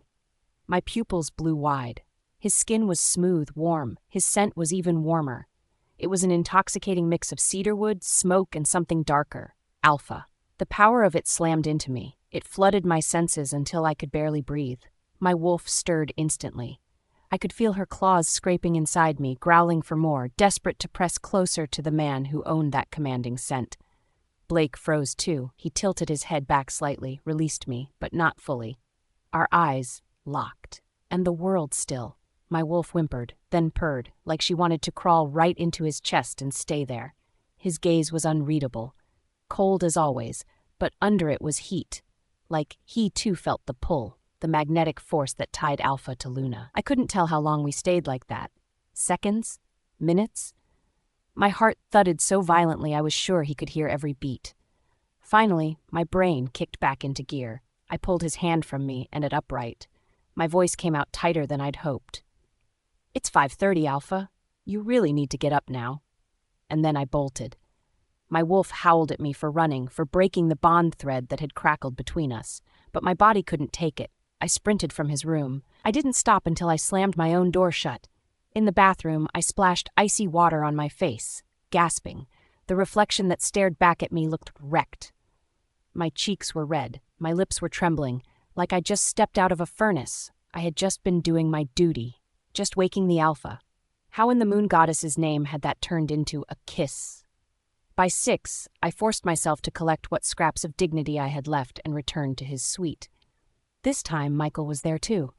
The two of us waited in silence. I tried to focus, but my mind wouldn't stop circling back to that moment, the way his hand had gripped me, the way my wolf had all but rolled over in surrender. I glanced at Michael. He'd worked with Sebastian forever. He must have had to wake him up countless times. Did he ever end up falling face first into the Alpha's jaw? Did he ever feel that burning, raw pull?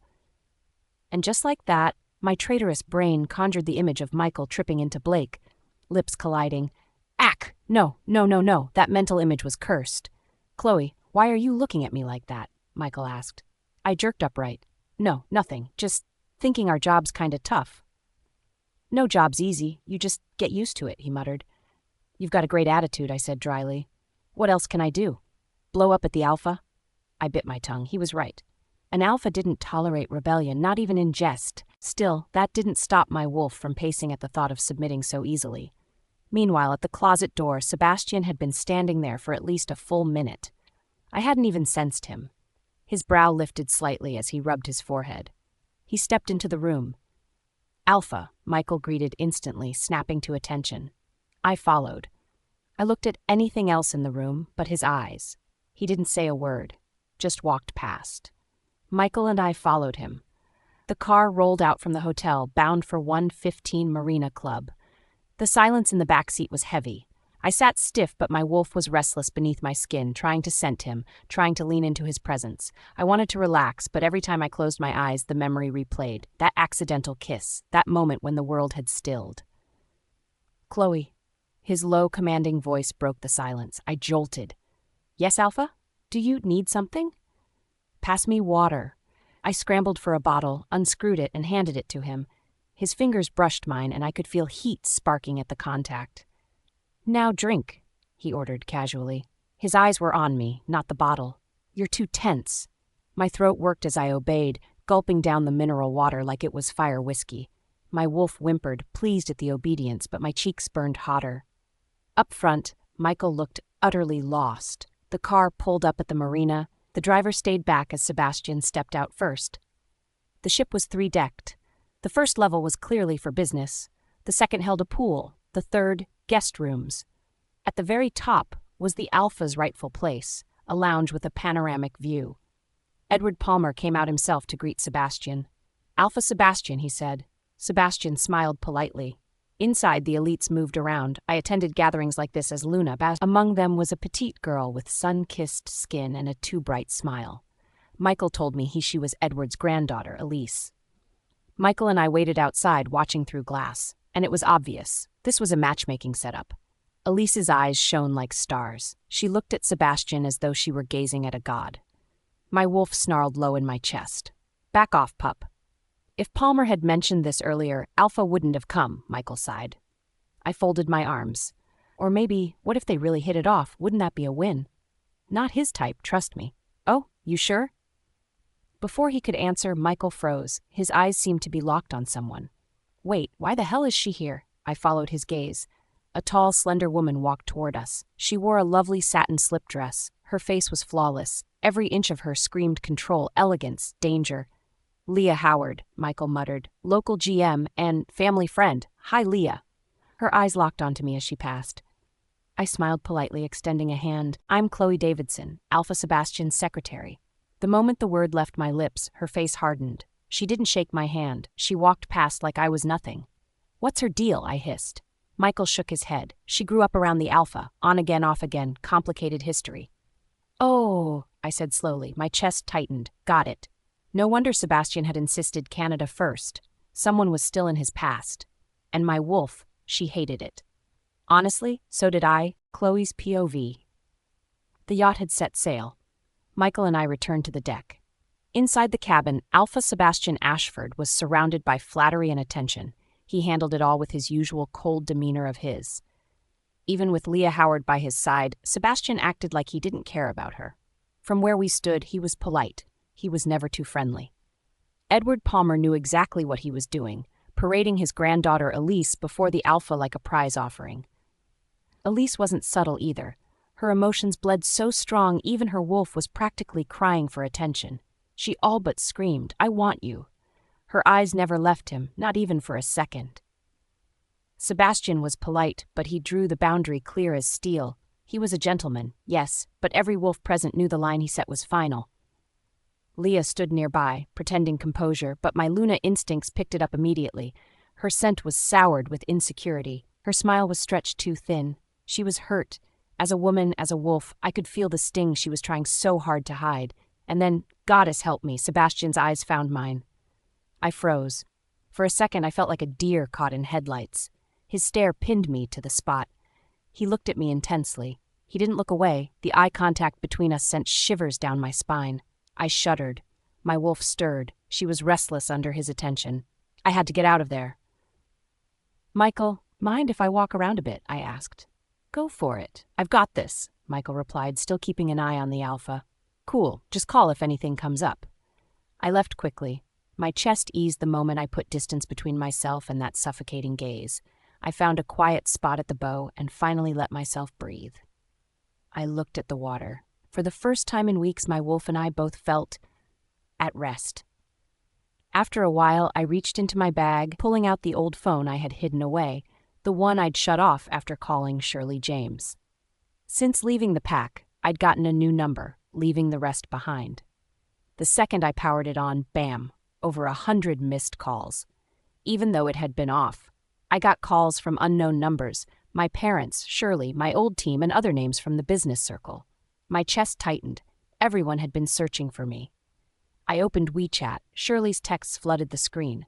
"Don't answer, don't believe, don't trust. It's all from Blake Welton."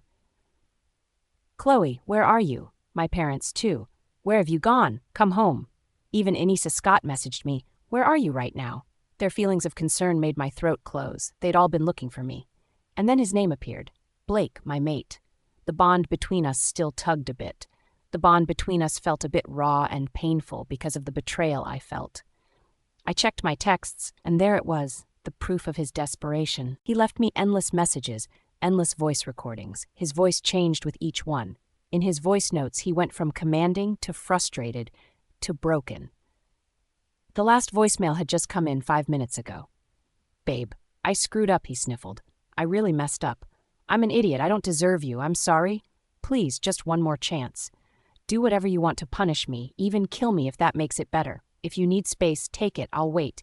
It was one mistake, just once. You can't just give me a death sentence for that." The raw agony in his voice made my wolf whimper. I could feel her claws scratching inside my chest. But I shut the phone off in a flash. I slammed the bond closed before it could drag me under. One more second, and I knew I'd crumble. I don't know how long I sat there, staring at the horizon, until Michael's voice came through the mind link. "Chloe, Alpha Ashford requests you upstairs on the second deck." I stood up and obeyed. The second level was all play. There was a swimming pool, poker room, KTV, golf, you name it. Wolves and humans alike mingled there. Michael told me they were playing Texas Hold'em in the poker room, and I couldn't help but smile a little. Of course, the elite packs would flock to a game of power and strategy disguised as cards. We grabbed some desserts, killing time until the Alpha's low command summoned us inside. The poker room reeked of cigars and dominance. Wealthy wolves circled the table. Their chips were stacked high. Their scents were thick with adrenaline and greed. A stunning dealer flicked his cards in a way that made people look in awe. Sebastian sat among them. He looked untouchable. There was a glass of champagne that was untouched at his side. His aura was cold steel. Judging by his pile of chips, he was winning easily. Leah Howard was seated next to him. She looked like she was about to collapse. Her head was propped on one hand. Her eyes were glazed. Sebastian looked at Michael and I, Help Miss Howard out. She's had too much to drink," Sebastian said smoothly. Michael and I moved immediately. We went over to her to try to help her. "I'm fine," Leah snapped, swatting our hands away. We tried again, but she kept shoving us off. "Leah," I said carefully. As a fellow female wolf, I thought she'd let me help. I wrapped my arm around her waist, trying to lift her. "Where do you think you're grabbing?" she hissed. She shoved me back with enough force that I staggered. Michael caught me before I fell. The entire room turned to look. Sebastian's expression dropped to lethal cold. He stood, helped Leah up himself, and with a look at me, ordered, "Take over." My pulse spiked. Did he mean me? Probably. Michael didn't move, and I wasn't about to question an alpha. I slid into the seat with my head high. Cards in hand, I mapped out my plan. I decided to act calm, collected, like a Luna should be. We started to play. At first, I folded, checked, played it safe. But soon, the thrill caught me. My wolf got bolder. She urged me to take risks. I won a few rounds, grew bolder until I nearly went all in. Michael nearly jumped out of his skin.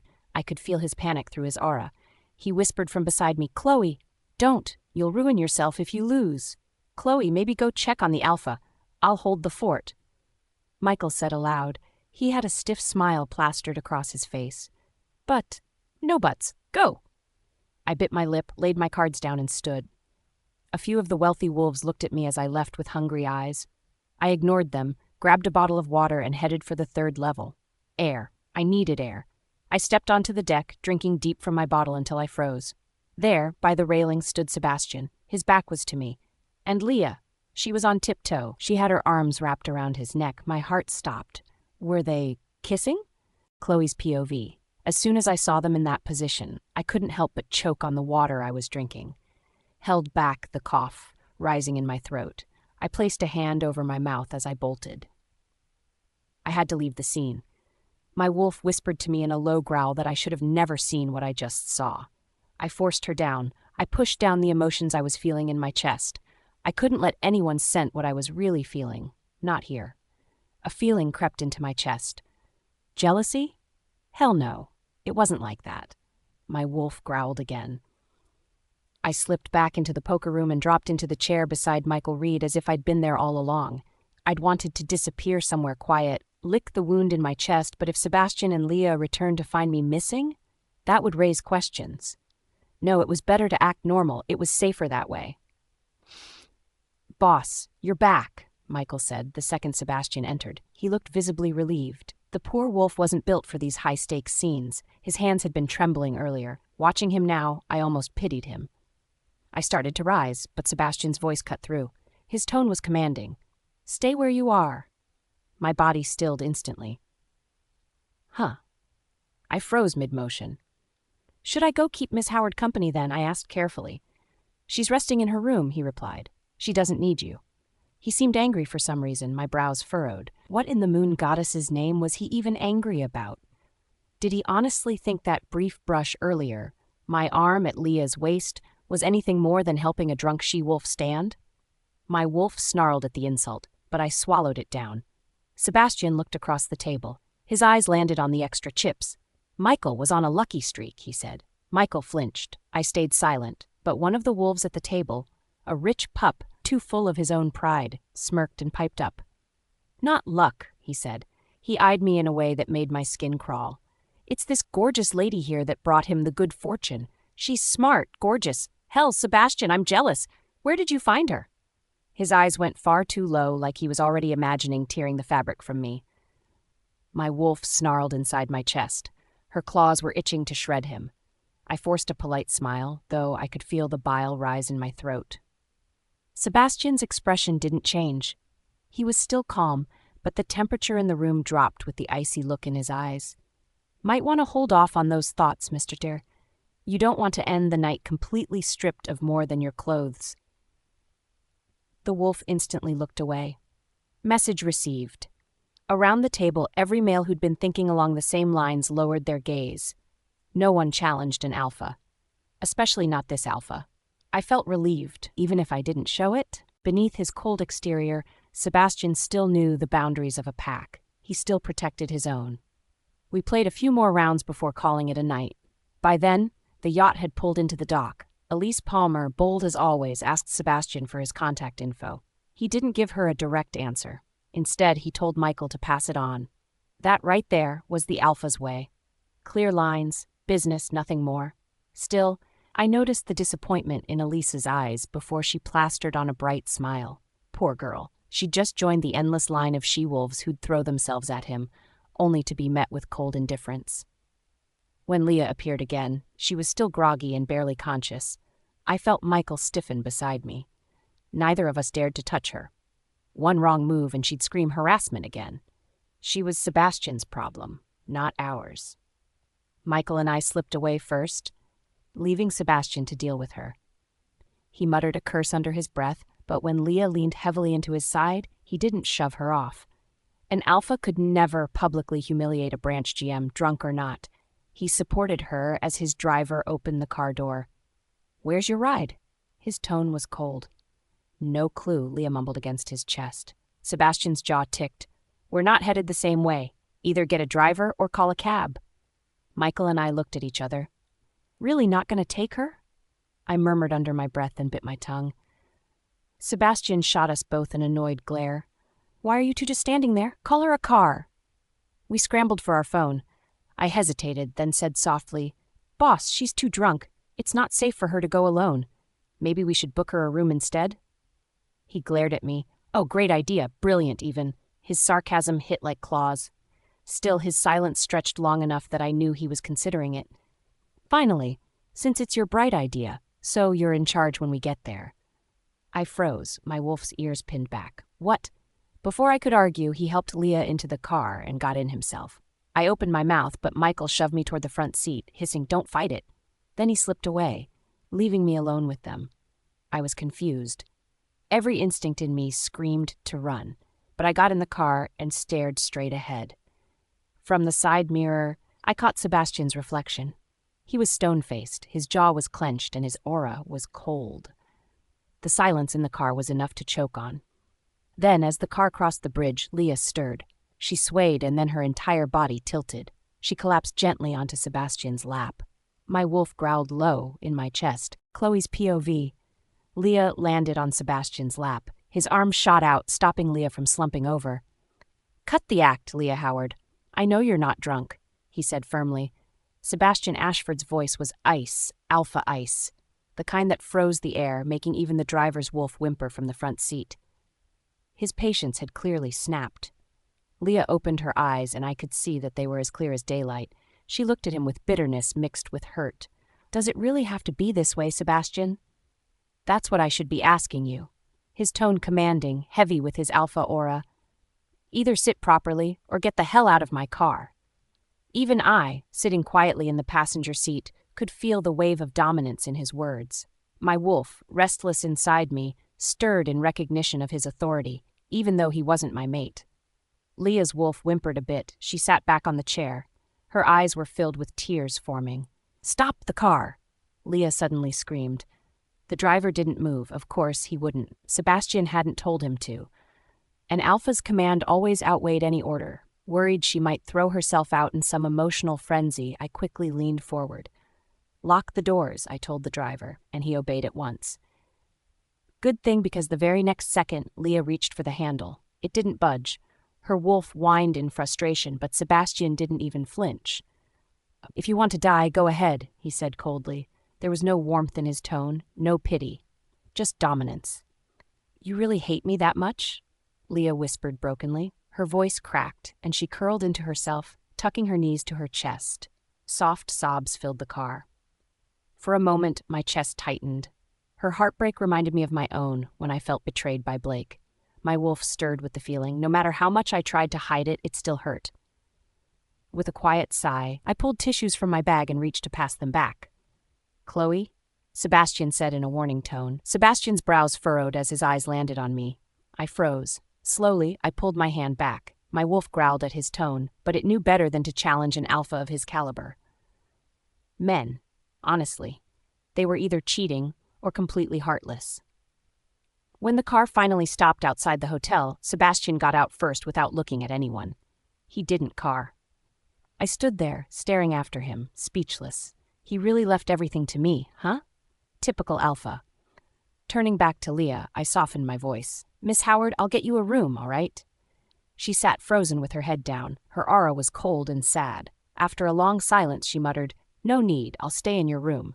I blinked, then nodded. Fine, there's an extra bed anyway. Together, we entered the hotel. My wolf noted that for someone who had been too drunk to stand minutes ago, Leah was walking perfectly fine.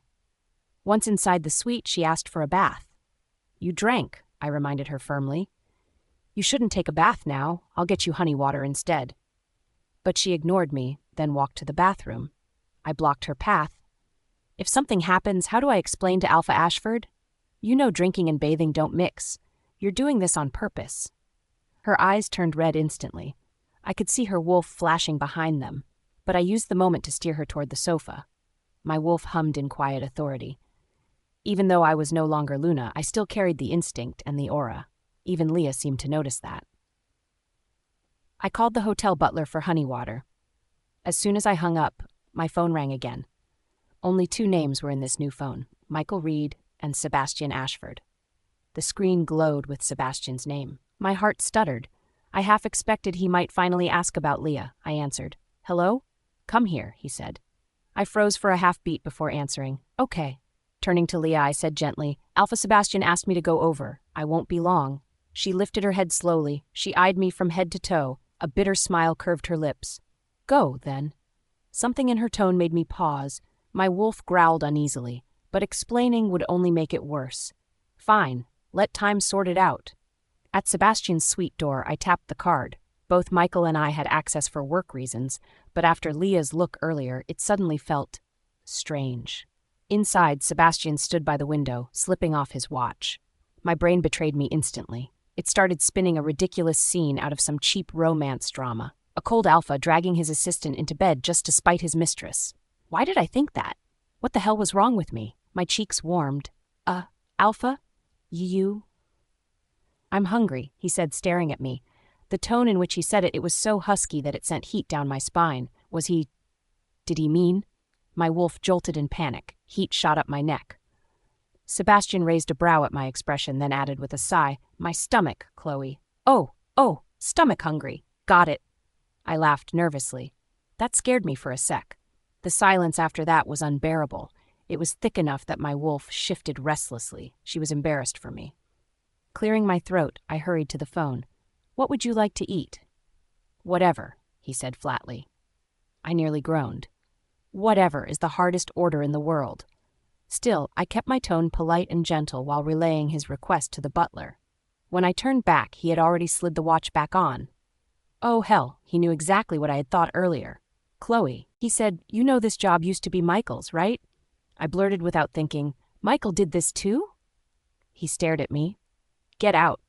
I didn't waste time as I walked a few paces down the hall, then stopped and lightly banged my forehead against the wall. My wolf huffed at me in mild irritation.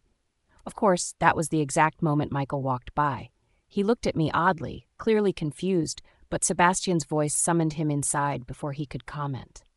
Later, when food arrived, Sebastian asked him casually about the switch.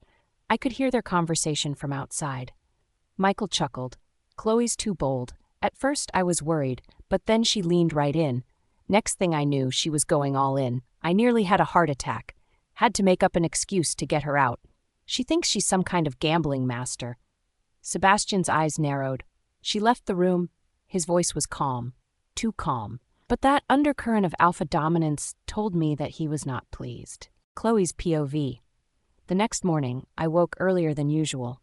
Leah was still asleep. Her wolf's presence was still a bit restless, so I slipped out quietly. My stomach had been growling since 3 a.m. Last night I'd barely touched that slice of cake on the yacht. I headed down to the restaurant, ate quickly, then walked down the halls of the hotel. I walked to the courtyard. I admired the view. The morning sunlight was bright and the leaves swayed above me. I closed my eyes and breathed it in.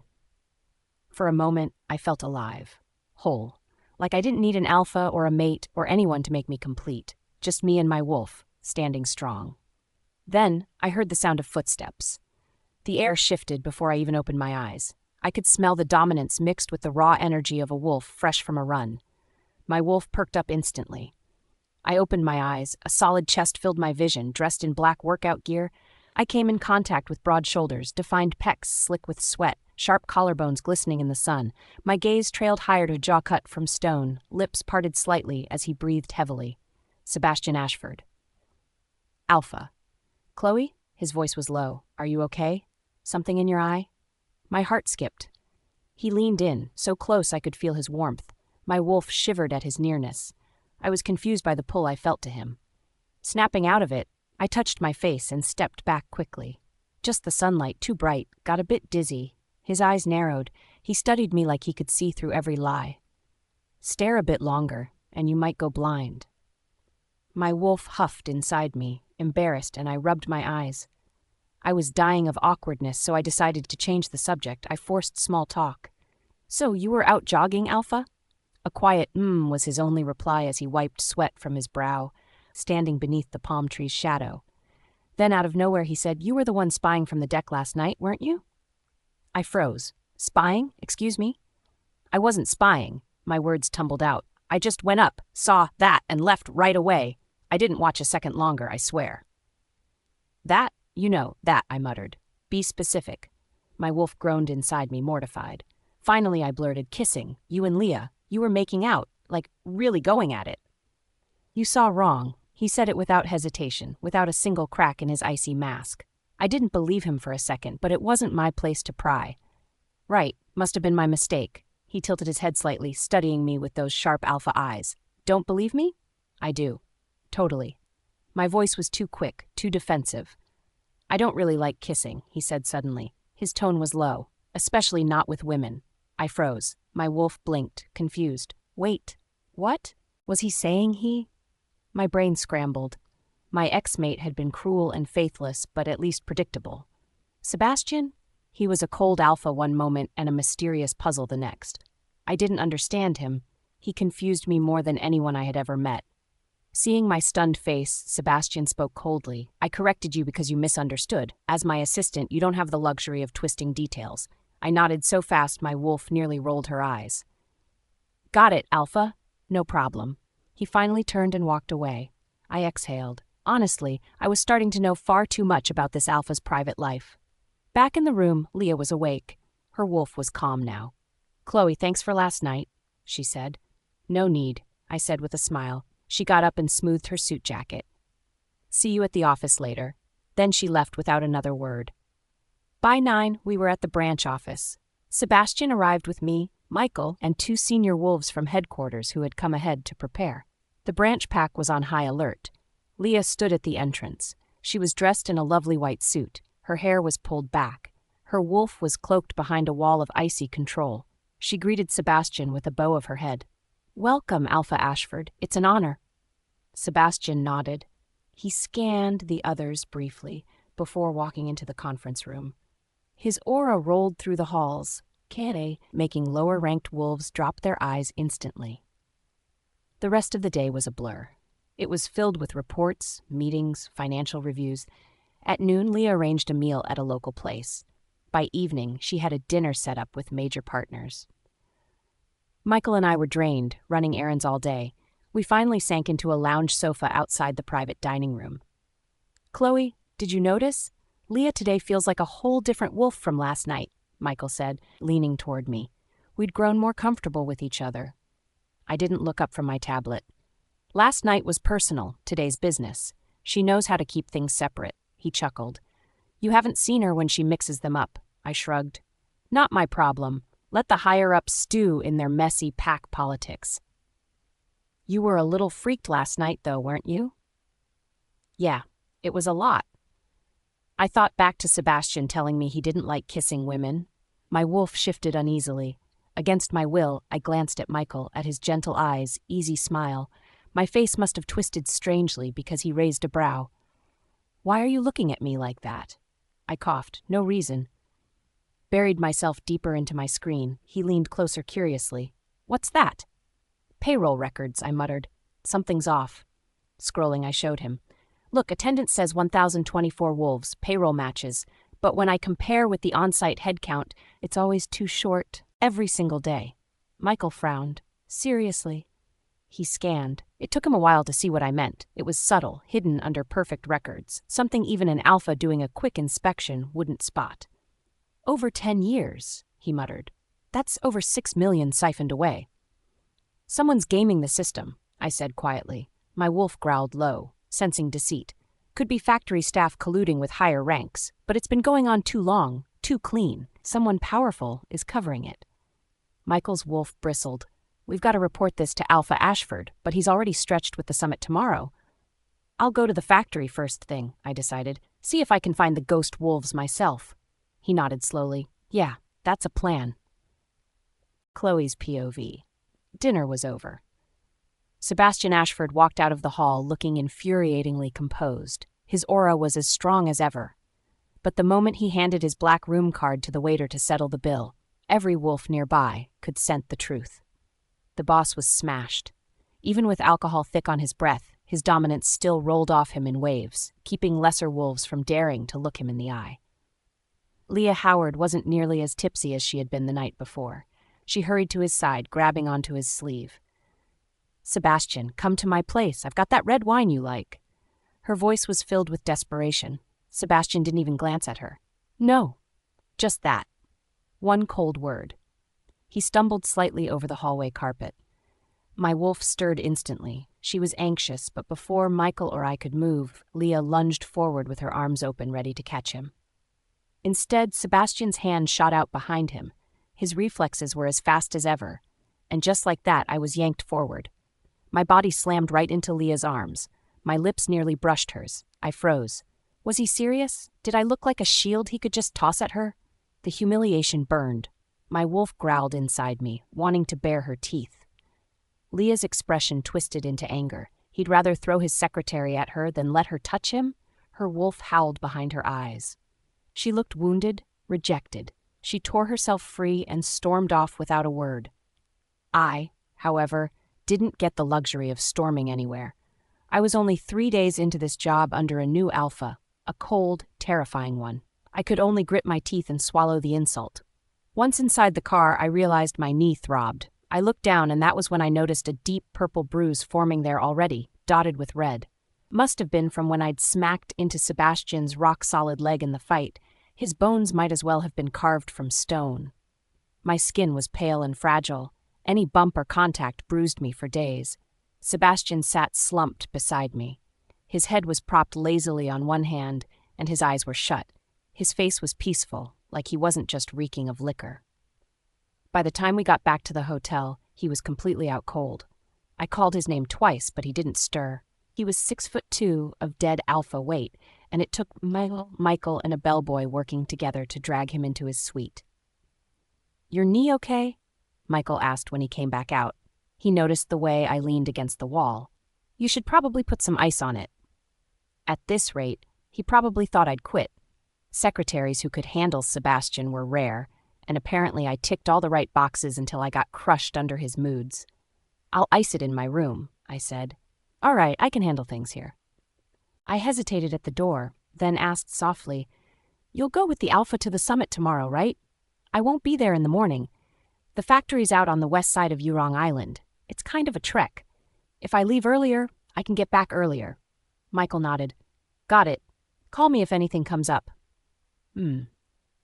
Back in my suite, I stripped down and stepped under hot water, letting the shower run over me until my wolf went quiet.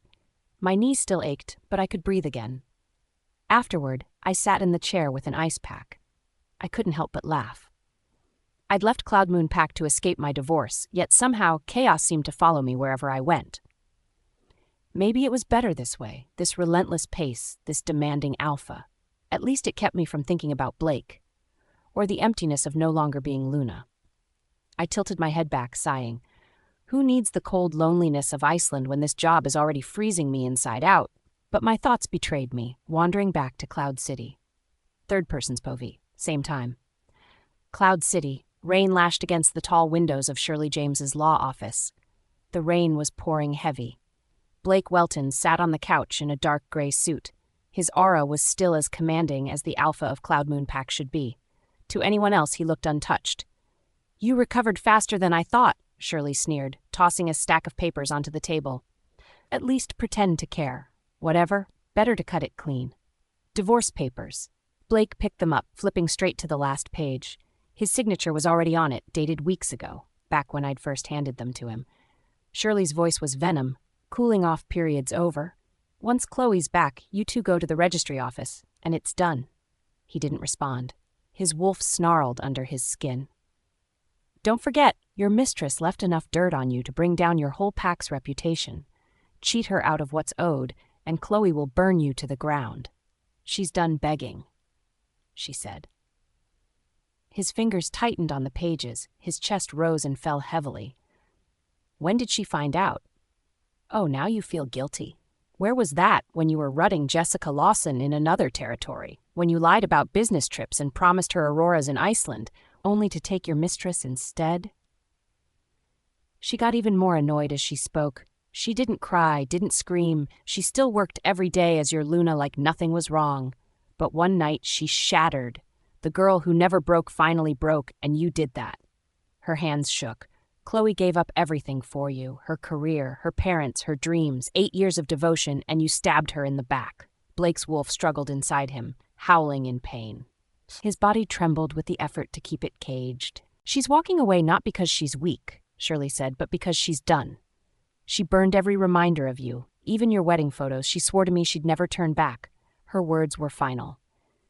If you feel guilty, then give her this much dignity. Sign the papers. Pay what you owe. After 8 years, that's the least you can do. Silence. Then slowly Blake bent forward, his chest twisted violently. His wolf's howl echoed through the room. With both hands wide, he ripped the divorce agreement into shreds. I'm not signing it. His voice was a growl. Who said I don't love her? I do. I love her. I love her. I love her. Blake, POV. Shirley James really thought she could sway me. Foolish.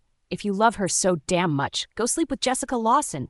Why don't you just drop dead already? She snapped, her fists slamming down on the desk. Her wolf stirred behind her eyes, glowing with rage. If she weren't a fragile human compared to me, an alpha, she would have smashed that ashtray over my head without hesitation. I rose slowly, letting my full aura come out. I let my dominance fill the room until her breath hitched. I shredded the divorce papers right in front of her. Whatever she sold or burned, I growled, I'll reclaim it all, even her heart. We're not done. She's mine, always has been, always will be. Cale growled. Just like me, he wanted to run after Chloe now, drag her back where she belonged, our pack, our bond, our bed. With that, I stormed out. Don't think tearing that up changes a damn thing, Shirley shouted after me. That was just a copy. The divorce is still going through. You can't stop it. Her words were nothing but buzzing flies in my ears. She had no idea. No one did. Chloe was mine, and nothing, not even the gods above, could sever a true mate bond without blood. Still, I felt the bitter truth inside me. If only I had figured myself out sooner, if only I hadn't betrayed her. But I would fix it. I would burn down worlds to fix it. That night, it rained. I sat on the stone steps of the Alpha's villa. I held my phone in my hand, watching the camera feed from that night she burned our wedding photo. Chloe, my Luna, stood in the yard, the flame from the lighter reflected in her eyes. They were full of sorrow, but also finality. She tossed the flame into the barrel, and our memories went up in fire. Inside, the feed showed me at the time. I was laughing on the phone, oblivious. That night, I was on the phone with Jessica. It was like watching a stranger. My wolf whimpered. It was a pathetic sound that clawed its way up my throat. I felt pain. If I could rewind time, if I could go back, I'd fall to my knees before her. I'd beg her forgiveness. I'd remind her she was my only Luna, my only mate. Jared Cross stood silently behind me with an umbrella in hand. As my beta, he wouldn't speak unless I commanded. Still, I could feel him judging me. Even he knew that Shirley had only spoken the truth. Buy back every piece of jewelry she sold, I ordered. Put everything back where it was. Yes, Alpha, Jared murmured. And the wedding photo. Reprint it. Same frame, same place. He hesitated. Yes, Alpha. But even I knew. A copy would never carry the same soul. The original meaning, the love she'd poured into those things was gone. Cale rumbled in my chest. He was angry at the thought that my Luna might never look back. My phone buzzed. I picked it up and a warrior's voice filled my ear. Alpha Welton, we found a lead on your mate. She used her card at a mall in Canada yesterday, he said. Canada? I was confused. No flight record was logged. Correct, but we uncovered outbound flight data. She was flown by a Gulfstream G650 private jet. The jet's owner refuses to release details. My blood ran cold. I didn't need details. There was only one wolf sly enough to smuggle her out under my nose. Sebastian Ashford, the rival Alpha. Ready my jet, I said, standing. I'm leaving for Canada. And check again, find out if Ashford is there. Cale bared his teeth inside me. He'd crossed me once. If he touched my Luna, if he claimed what was mine, I would tear his throat out and stain the earth with his blood.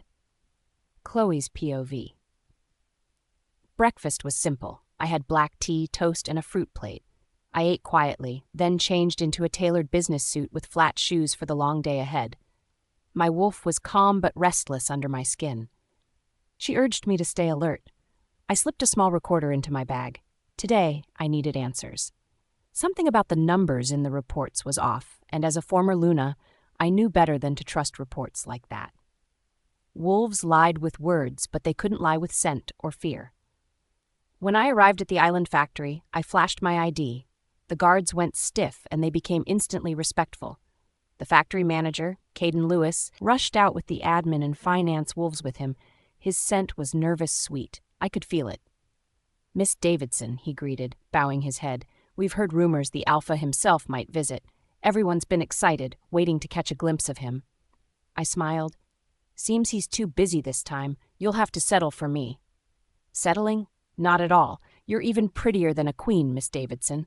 His flattery was clumsy. My wolf rolled her eyes. Careful, she whispered. Charm hides rot. I walked with him through the offices, the workshops, the cafeteria. I asked questions, listened, watched. Occasionally I snapped pictures for the Alpha. They didn't need to know the truth, that I was here to sniff out lies. By noon, I joined the workers in line for food and deliberately sat among 3 women, ignoring the finance staff who kept watching me like hawks. At first, I kept the conversation casual, but slowly I guided it toward the punch clock. It was mounted outside the workshop. There were no cameras nearby, meaning wolves could easily swipe extra cards. I've heard whispers this place is haunted, I said softly. The women froze. Their wolves twitched. One asked, haunted? Where'd you hear that? The general manager at HQ mentioned it. I lied smoothly. Said there are 2 wolves whose cards get punched every day, but no one ever sees them. Their silence spoke volumes. Finally, one older wolf sighed. Fan Mingley and Lin Wenchin? My eyes, yes, you know them? She nodded. Not many do. They joined not long ago, but no one's ever actually seen them. When we asked, the workshop supervisor told us to shut up and stop poking around. Another gasped. Then who's clocking their cards? Spirits, the third whispered nervously. Could be wolves who died in an accident. Sometimes the dead repeat what they did in life. I said nothing, but my recorder caught every word. These women weren't in on the scam. Their fear was genuine. In the afternoon, I summoned the supervisor, HR, accounting staff, and of course, Caden Lewis, to a meeting room. They filed in reluctantly. I smiled coolly. I'd like to meet Fan Mingley and Lin Wenchin, I said. Suddenly, I heard a slam. The workshop supervisor shut the door and locked it with a loud click. My wolf got on edge instantly. I could feel her claws flexing under my skin. Why lock the door, I asked. Is what I'm asking supposed to be a secret? But Caden forced a smile. No, Miss Davidson. Director Yang just doesn't want this spreading, that's all. Oh, I said. Sounds like there's more to it. And then came their rehearsed tale. They are husband and wife, he said. They had an accident long ago. They signed up for disability pay, and they've had it for 15 years. I almost laughed. My wolf snarled. Lies. Wolves could spin pretty words, but the air reeked of deceit. I pressed further. Why not report it properly? Caden chuckled nervously. You know how it is. Jobs are hard. If word spread, more wolves might lose work. This way, no harm done. I leaned back, pretending to think about it. From a personal standpoint, I understand, but professionally, this is a violation, and covering it up with ghost stories, that's enough to spook anyone. He tried again. Exactly. That's why we'd like to work something out with you. No need to trouble the Alpha with such minor issues. He has a whole pack to run. I pretended to think it over, then I nodded slowly. All right, but I'll need to meet this couple myself. If their story checks out, I won't escalate it. Caden's smile fell for a second, then he recovered. Of course, no problem at all. Sebastian's POV. The summit had drained more of my energy than I wanted to admit. By the time I dropped by the host's dinner and returned to the hotel, it was already past 8. I had a video meeting scheduled, but I gave myself a few minutes to breathe. I had barely unbuttoned my cuffs when Michael burst in. He was breathing heavily and he had a worried expression on his face. "Chloe's still not back," he said. "Her phone's unreachable." I froze. My wolf growled inside me. I could feel his claws scraping at the walls of my chest. Unreachable? That word didn't sit right with me. "You didn't talk to her at all today?" I asked. Michael shook his head. "No. Last night she said we'd check in if anything came up. She didn't call, so I assumed she made it back." I slammed my laptop shut. "Call the factory. Ask around." He obeyed instantly, fumbling for his phone.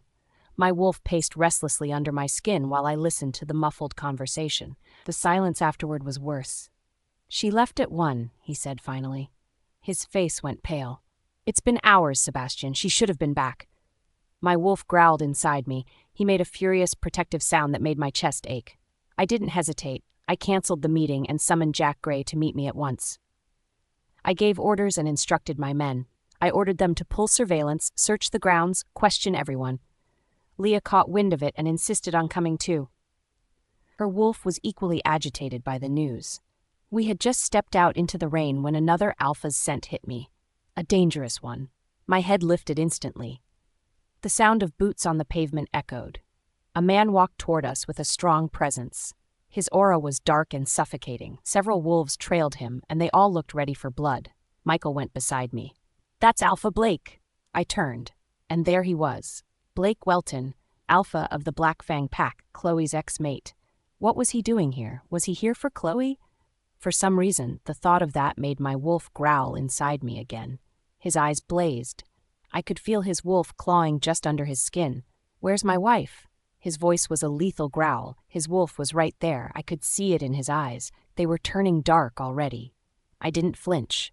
My wolf rose inside me, dominant and cold. He refused to yield. "She's missing." I stood a bit taller, calm, looking down at him in a way that made it clear I considered him beneath me.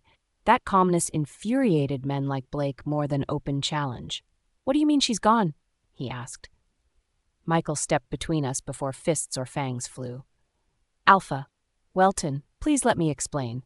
Chloe Davidson applied to our company as chief secretary. She's been working as Alpha Ashford's personal secretary. This morning, she went to one of our factories, but she never returned. Her phone's off. We're heading out now to find her."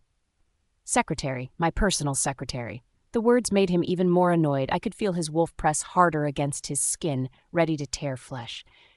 His scent became thick with possessive rage, and for the briefest second I saw it. The thought that she wasn't just working for me, but with me. I let him burn. I didn't care. My focus was Chloe. My driver opened the door of the waiting car. Without another glance at Blake, I slid in. His car rolled after mine the moment we pulled out. Michael kept looking at me through mirror. "I don't understand." Mr. Hall erased every trail. "How did Blake find us?" "If an Alpha wants to find you," I said coldly, "he will." My wolf growled softly. He felt restless. Not because of Blake, but because of Chloe. Every second she was missing felt like I was missing something. "What exactly did she uncover yesterday?" I demanded. Michael hesitated. "Wrong move. Tell me." He spilled everything. The falsified payroll, the phantom workers, the hushed whispers of ghosts. I cursed under my breath. My wolf snapped its teeth in rage. "Why the hell didn't you tell me sooner? If she stumbled on something that dangerous, do you think they'd just let her walk away?" Michael let out a deep breath. "I didn't think it was that serious. She was just using the inspection as an excuse. I figured." "Figured?" I snarled. The sound reverberated through the car, shaking him to silence. "What if she confronted them? What if she already has proof? You know her. She doesn't back down." The truth of that landed, and it made him realize. Michael shut his mouth. I could feel the guilt pouring off him. I dragged a hand down my face. Then I gave the order. "Put the word out. If we don't hear from her within the hour, I want every manager in that factory stripped of their post, fired, banished." Michael's eyes went wide. "That's extreme. We don't have proof yet, Sebastian. You'll look—" "I don't need proof." I cut him off. My wolf moved forward, claiming the space, making even Michael lower his gaze. I trust my gut. If they touched her, they've declared war, and if they think they can toy with someone under my protection, then they never took me seriously to begin with. The car went silent. Only the sound of rain on the windshield filled the void. And under it all, I knew the truth. She came here because of me, because she trusted me. And if I lost her, no, when I found her, someone was going to pay in blood. Chloe's POV. My hands were tied tightly behind the chair. I felt the thick ropes biting into my wrists. A strip of tape covered my mouth. The air smelled of salt and rotting wood, and I could hear the distant crash of waves outside. I felt my wolf stir restlessly inside me.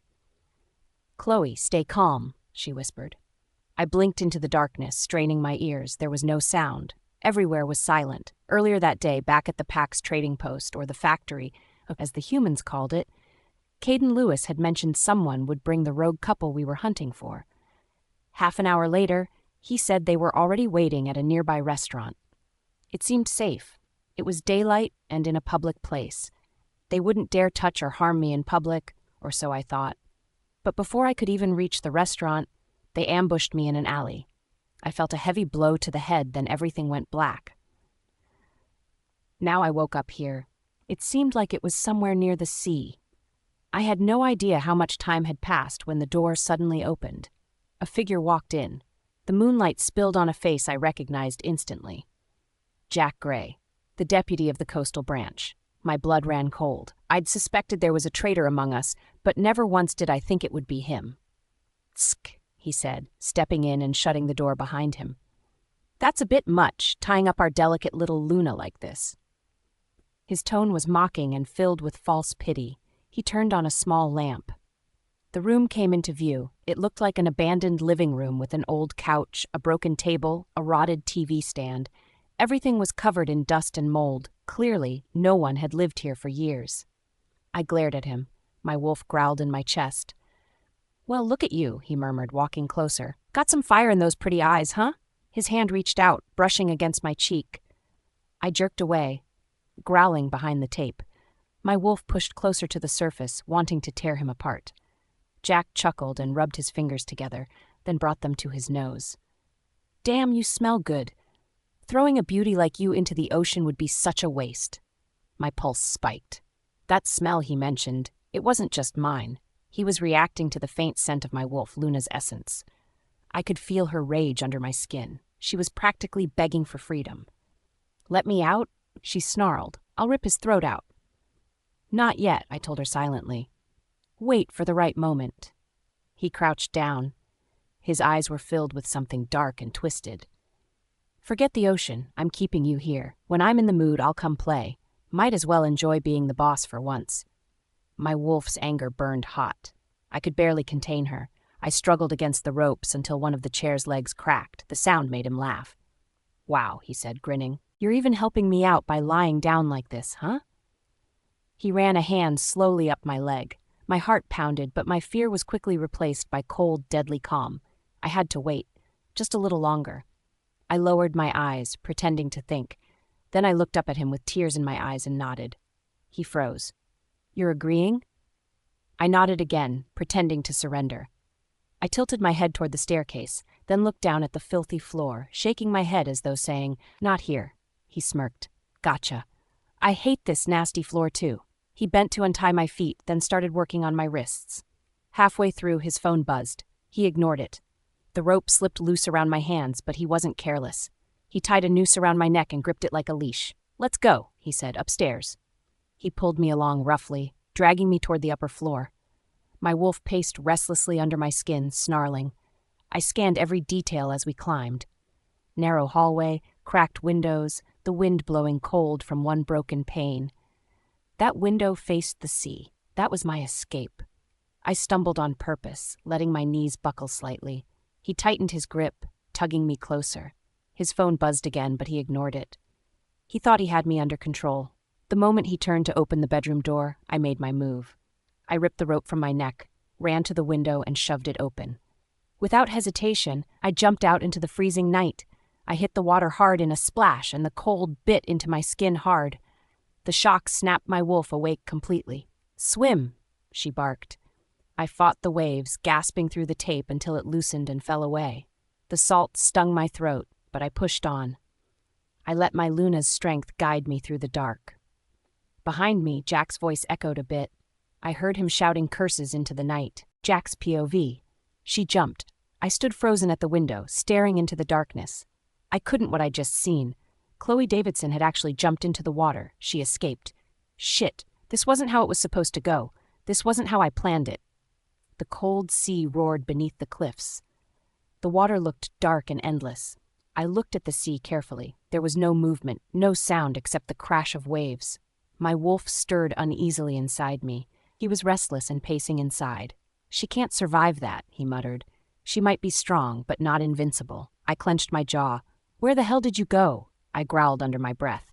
My phone buzzed again, vibrating against my leg. I hesitated before answering.